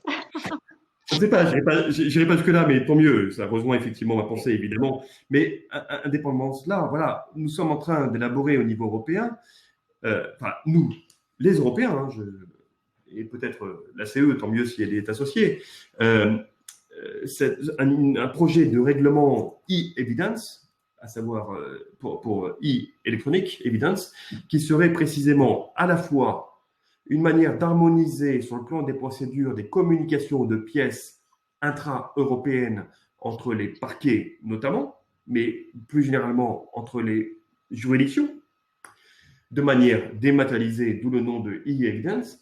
Et en plus, l'idée est également de filtrer le cas échéant et de restaurer une forme de souveraineté numérique, judiciaire, économique et politique, peu importe comme vous l'entendez, précisément sur nos procédures, de telle sorte à ce qu'elles n'aient pas alimenté d'autres organes de poursuite qui seraient dirigés contre des fleurons européens et notamment français, comme on l'a vu dans les règles extraterritoriales. Donc l'idée, c'est à la fois de créer un espace harmonisé, unifié, numérique, et en plus de pouvoir créer une forme de bouclier face à ce Cloud Act intrusif. D'accord. Ah, c'est très parce que c'est encore à l'étude. William, à toi. Qu'est-ce que tu veux nous dire? Il faut mettre un firewall autour de l'Europe. Il faut un pare-feu. Voilà. Ça, en renseignement, ça doit te parler. Il n'y a pas de pare-feu pour le moment. C'est-à-dire, ça peut rentrer. Il faut que ça puisse sortir quand on veut, mais il ne faut pas que ça rentre. Ouais. Absolument. Bon. Alors, on va quand même avoir un geste oblatif pour continuer nos propos. Jean-Paul, quel est ton point de vue sur tout ça? Toi, le spécialiste de droit européen. Mon Dieu, il y aurait beaucoup de choses à dire, mais je voudrais quand même, si tu le permets, revenir un tout petit instant sur ce que nous a dit William tout à l'heure. Ah, quand même, j'attendais. De le frustrer, donc je me disais quand même, Jean-Paul va me répondre. Il y a eu un nombre d'attaques quand même assez importantes. Donc, bon, vous avez compris qu'il s'agit de l'arrêt de la Cour de justice du mois de décembre, du 12 décembre 2019, qui pose problème et qui a beaucoup chagriné notre ami William, à juste titre quant à sa solution. Mais il l'a compris, le cheminement s'explique parfaitement. Et ça va me permettre de vous dire une fois encore, si j'ose dire, mais je sens que je suis un peu le vieil avocat qui tape tout le temps sur la même cloche et plus personne n'écoute. C'est l'exemple type, cher William, de nouveau, de la manière dont un dossier ne doit pas être. Oui, bien sûr. Alors, et tu n'y es pour rien, donc j'en parle tout à fait à l'aise, comme tu le sais. Il faut peut-être se rappeler, et c'est important, pardon Catherine, peut-être de donner des détails, mais je crois que pour que tout le monde comprenne, c'est absolument indispensable. C'est posé par la Cour d'appel de Luxembourg. Pourquoi? Parce que nous sommes avec un mandat d'arrêt européen délivré par le procureur de la République du tribunal de grande instance de Lyon vis-à-vis d'une personne qui va se retrouver arrêtée au Luxembourg. Et va se nouer, donc, par hypothèse de Luxembourg, une procédure qui va aboutir à ce que la Chambre du Conseil du tribunal d'arrondissement de Luxembourg se déclare incompétente pour traiter de la nullité du mandat d'arrêt qui est invoqué, se retrouver ensuite devant la Cour d'appel de Luxembourg qui va poser une question préjudicielle à la Cour de justice. Et je vais vous lire le début, rassurez-vous, c'est très court, de cette fameuse question préjudicielle. Et si vous regardez ce texte, vous comprendrez pourquoi la Cour de justice n'a malheureusement pas eu d'autre choix que de rendre l'arrêt malheureux qui est celui du 12 décembre 2019. La Cour d'appel de Luxembourg, alors, l'a-t-elle fait d'initiative, l'a-t-elle fait sur proposition des avocats des deux prévenus? Ça, je ne peux malheureusement pas vous le dire, mais le résultat est là. Le libellé de la question préjudicielle est catastrophique, puisque le texte dit ceci: le ministère public français crée la juridiction d'instruction, compétent en France en vertu du droit de cet État pour délivrer un mandat d'arrêt, peut-il être considéré comme une autorité judiciaire d'émission au sens de l'acte cadre en matière de mandat d'arrêt. Cher William, ça ne peut pas fonctionner. Ouais, ça veut rien dire, il pose pas de questions du tout en fait. Alors, tu vois, tu es plus sévère que moi. Moi, je ne que sur la méthode. Je te laisserai le soin d'apprécier le contenu. Mais il est évident que la Cour de justice n'est évidemment pas... Il parle même pas d'indépendance ou de dépendance ou... Est-ce que c'est une autorité d'émission? D'accord. L'autorité d'émission, on a l'impression qu'on est en matière bancaire. Enfin, toujours est-il que ça ne fonctionne pas et que la Cour de justice, évidemment, quand on lit bien l'arrêt, vous avez un considérant de l'arrêt qui est tout à fait éclairant, puisqu'elle dit que le juge de renvoi aurait dû lui dire, ce qu'il n'a pas fait, en quoi l'interprétation du droit de l'Union européenne allait l'aider pour résoudre le litige auquel il était soumis. Parce que, rappelons-nous à chaque fois que la Cour de justice n'est pas une boutique de droit, elle ne donne pas des avis sur des questions diverses et variées, elle est saisie par un juge national, juge de droit commun du droit de l'Union, en première ligne dans les dossiers, chargé d'appliquer ce droit de l'Union et en cas de difficulté de solliciter la Cour pour qu'elle donne son interprétation de quoi? Mais évidemment du droit de l'Union et pas de savoir si le ministère public doit être qualifié. C'est du droit français, ça. Et donc, est-ce que c'est parce que c'est parti du départ de la Cour d'appel de Luxembourg? Est-ce que c'est parce que les avocats en question, que je n'ai pas le plaisir de connaître, n'ont pas bien travaillé ou n'ont pas formulé eux-mêmes la question, ce qui montrerait qu'ils n'ont pas suivi le séminaire de la CE, ce qui est un tort pour ces matières-là? En ce sens, toujours est-il que le résultat est là. La question préjudicielle n'étant pas formulée comme il aurait fallu le faire, il ne faut pas s'attendre à ce que la Cour de justice développe des théories, même si son avocat général, parce que cet arrêt a été pris sur conclusion contraire à l'avocat général est beaucoup plus libre. Il n'est pas tenu par la demande. Il peut digresser, ce qui explique que les conclusions de l'avocat général font 10, 15, 20, 30 pages. C'est très utile, mais ils n'ont pas la même fonction. Et il faut cadrer tout cela et comprendre cela. Et l'avocat général, pour mémoire, mais bon, tu l'as sans doute sous les yeux, lui avait conclu de façon négative sur l'indépendance, sur le parquet comme autorité indépendante de mémoire. Hein. Non, il est moins que l'arrêt. Et il faut bien voir que... Pour ça qu'on y croyait. Des conclusions de l'avocat général, n'est absolument pas tenu de les suivre pour des raisons évidentes. Voilà. Jean-Paul, pardon de t'interrompre. Je vois une de nos consoeurs qui pose une question pratique à 3 points. Comment aurait-il fallu poser cette question préjudicielle? Eh bien, dans le bon sens. Oui, mais ça, c'est comme le sens du vent. C'est quoi le bon sens? Il faut commencer, et les membres de la CE le savent, il faut commencer par le membre de phrase, le droit de l'Union européenne, puisque c'est ce droit-là qu'on demande à la Cour d'interpréter.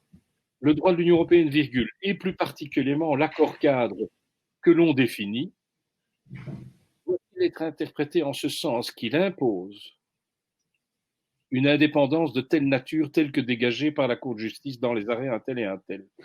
Une hypothèse. L'autre hypothèse consiste à dire ce droit de l'Union européenne, virgule, l'accord cadre un tel, doit-il être interprété en ce sens qu'il s'oppose à une règle nationale qui, pour faire court, aboutit à permettre à un pouvoir exécutif de donner des instructions au parquet. À ce moment-là, on peut décliner au départ de l'article 47, au départ de la jurisprudence de la Cour sur l'indépendance des magistrats, comme elle vient de le faire dans les affaires polonaises, où la mise en cause de l'indépendance et pas de la qualification au regard du droit national, l'indépendance des juges polonais a été très largement débattue devant la Cour.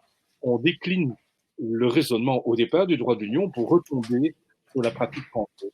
Et si la pratique française n'est pas satisfaisante, il faut la développer dans un dossier préjudiciel qui n'a manifestement pas été joint ici à l'action. C'est-à-dire reproduire tous les textes français, expliquer pourquoi le droit de l'Union est utile et ainsi de suite. Mais c'est un gros travail, ça ne se fait pas, je dirais, de façon comme ça, à brûle pour point, un peu par accident, pour ne pas dire de manière subsidiaire. Voilà. Et c'est un point essentiel d'apprendre à rédiger la question, parce qu'il ne suffit pas d'avoir raison, faut-il encore le formuler intelligemment au sens des principes et commencer par le droit de l'Union et ensuite décliner la question, ce que beaucoup d'avocats ne savent pas faire. Voilà. Oui, puis poser la question aussi, in fine, assez simplement. Enfin, je réfléchis en même temps là que tu as parlé, Jean-Paul. Mais est-ce que le parquet peut être considéré comme une autorité indépendante et en tant que telle habilitée à émettre des mandats d'arrêt selon les prescriptions que tu viens de viser? Il me semble que le sujet, c'était celui-là. Il faut bien voir que la notion de juridiction n'est pas une notion de droit national quand elle est déposée devant la Cour de justice aux fins d'interprétation. Ouais. Qu'est-ce que ça veut dire? Ça veut dire que la notion de juridiction, nous sommes en matière préjudicielle, donc il faut regarder l'article 267, obéit à un certain nombre de règles qui sont fixées par la Cour, pas par les codes de procédure nationaux. Première remarque. Deuxième remarque, et je peux en parler à l'aise puisque je ne suis pas avocat français, même si je suis inscrit au barreau de Paris, si vous avez le sentiment, justifié ou non, je ne suis pas le juge, si vous avez le sentiment que les parquets en France ne sont pas suffisamment indépendants, d'après ce que je lis, parce qu'ils reçoivent dans un certain nombre d'hypothèses des instructions de la part de la chancellerie ou du garde des Sceaux, en tout cas de l'exécutif. Eh bien, dans ce cas-là, il faut regarder quels sont les textes du droit de l'Union européenne qui sont censés empêcher cette atteinte à l'indépendance, petit 1, et puis 2, démontrer en quoi ces textes-là viennent débusquer les erreurs françaises, si j'ose dire. Et c'est d'autant plus important dans le débat actuel que la France est vent debout contre les situations d'atteinte aux états de droit en Pologne, en Hongrie et dans d'autres pays émergents, alors qu'elle ne fait pas le ménage chez elle. Donc vous imaginez la facilité avec laquelle les Polonais viennent dire au Conseil de ministres, Jean-Paul, vous êtes gentil, mais c'est l'hôpital qui se moque de la charité. J'attendais une coda venenum. Olivier, si je peux, ta remarque. juste Donc évidemment qu'il faut, il ne suffit pas de n'est pas indépendant. Il faut prendre des exemples concrets, montrer que, vous avez vu que dans cette affaire-ci, le gouvernement français est venu à la barre et il a simplement dit, mais tout ça est garanti par la Constitution, circuler, il n'y a rien à voir. Mais comme il n'y avait pas d'opposants à cette approche-là, ben forcément, comment voulez-vous, la Cour de justice n'est pas là pour venir au secours de ceux qui n'ont pas travaillé ou mal travaillé. Il faut démontrer. Olivier, est-ce que tu pourrais conclure ce Oui. bel échange? Je vais apporter juste un court élément d'analyse, mais juste par des faits, enfin, encore qu'en droit, on juge en droit et non pas sur des faits seulement, pour alimenter le propos de notre ami Jean-Paul, mais également satisfaire William. C'est effectivement, c'est là où on s'aperçoit qu'il n'y a pas peut-être nécessairement le degré d'indépendance que l'on souhaiterait entre des autorités et le parquet. Je vous rappelle que le seul et unique ministre qui a été condamné avec une peine en France, notamment par la Cour de justice, enfin en particulier par la Cour de justice de la République, c'est Jean-Jacques Urvoas. C'est il n'y a pas longtemps. Violation du secret professionnel il n'y a pas si longtemps. D'autant plus du secret des affaires à la base, auquel j'ai été associé particulièrement. Donc c'est un peu... Et à défiler, c'est Emmanuel Marcini qui l'a assisté, et ils ont fait défiler à la barre voilà, des gens qui savaient de quoi ils parlaient, et ils sont rentrés dans un détail extrêmement précis de quelles sont ces informations justement qui remontent dans le cadre des dossiers signalés, qui auraient une importance pour la politique pénale française et justifiées de ce que, quand vous avez l'affaire du financement libyen, c'est normal que ça remonte au garde des Sceaux. Donc les commissions rogatoires de Madame Burési, bah, ça remonte chez le garde des Sceaux. C'est quand même discutable. Hein. Oui, absolument. Mais c'est l'état des choses ici. Alors lui a été condamné parce qu'il les a filés à quelqu'un d'autre. Alors là, c'est trop. Mais de les faire remonter, a priori, ça c'est bon. Si tu Sauf que maintenant, le procureur général dit, bah non, mais celui-là de garde des Sceaux, je lui donnerai pas. Bon, parce qu'au demeurant, c'est l'avocat de Monsieur Alexandre. Donc, forcément, enfin, c'était, pardon. Bon, voilà. Là, c'est too much. On est en plein dans l'actualité. Pas pour nous ce soir, mais la Constitution du 4 octobre 1958 ne précise pas mécaniquement la séparation des pouvoirs, comme tu le sais. Nous avons un pouvoir exécutif, nous avons un pouvoir législatif, et en ce qui concerne le judiciaire, ça n'est qu'une autorité judiciaire, je te le rappelle. D'ailleurs, quand on a demandé au garde des Sceaux sa position sur l'indépendance du parquet, il a dit mais c'est absolument impossible. Il a dit c'est pas possible, il faut pouvoir insuffler la politique pénale. Bon. Alors, c'est encore le pouvoir des mots. Pour des avocats brillants, compétents, c'est normal. Je vous remercie infiniment de votre contribution et puis à suivre, puisque comme on le fait toujours à la CE, c'était à la fois transversal et ça, c'est vraiment très efficace, mais c'était prospectif. Donc, je vous donne rendez-vous dans les prochains ateliers de l'ACE pour qu'on voit ce que donne le parquet européen. On attend ça avec impatience et qu'on voit également comment évolue l'application extraterritoriale de la loi, que que ce soit la loi américaine à notre encontre ou de la loi européenne, finalement, à l'égard de ressortissants de pays tiers. Voilà, merci beaucoup. À bientôt. Au revoir. Merci beaucoup. Bon week-end. Au revoir. Au revoir.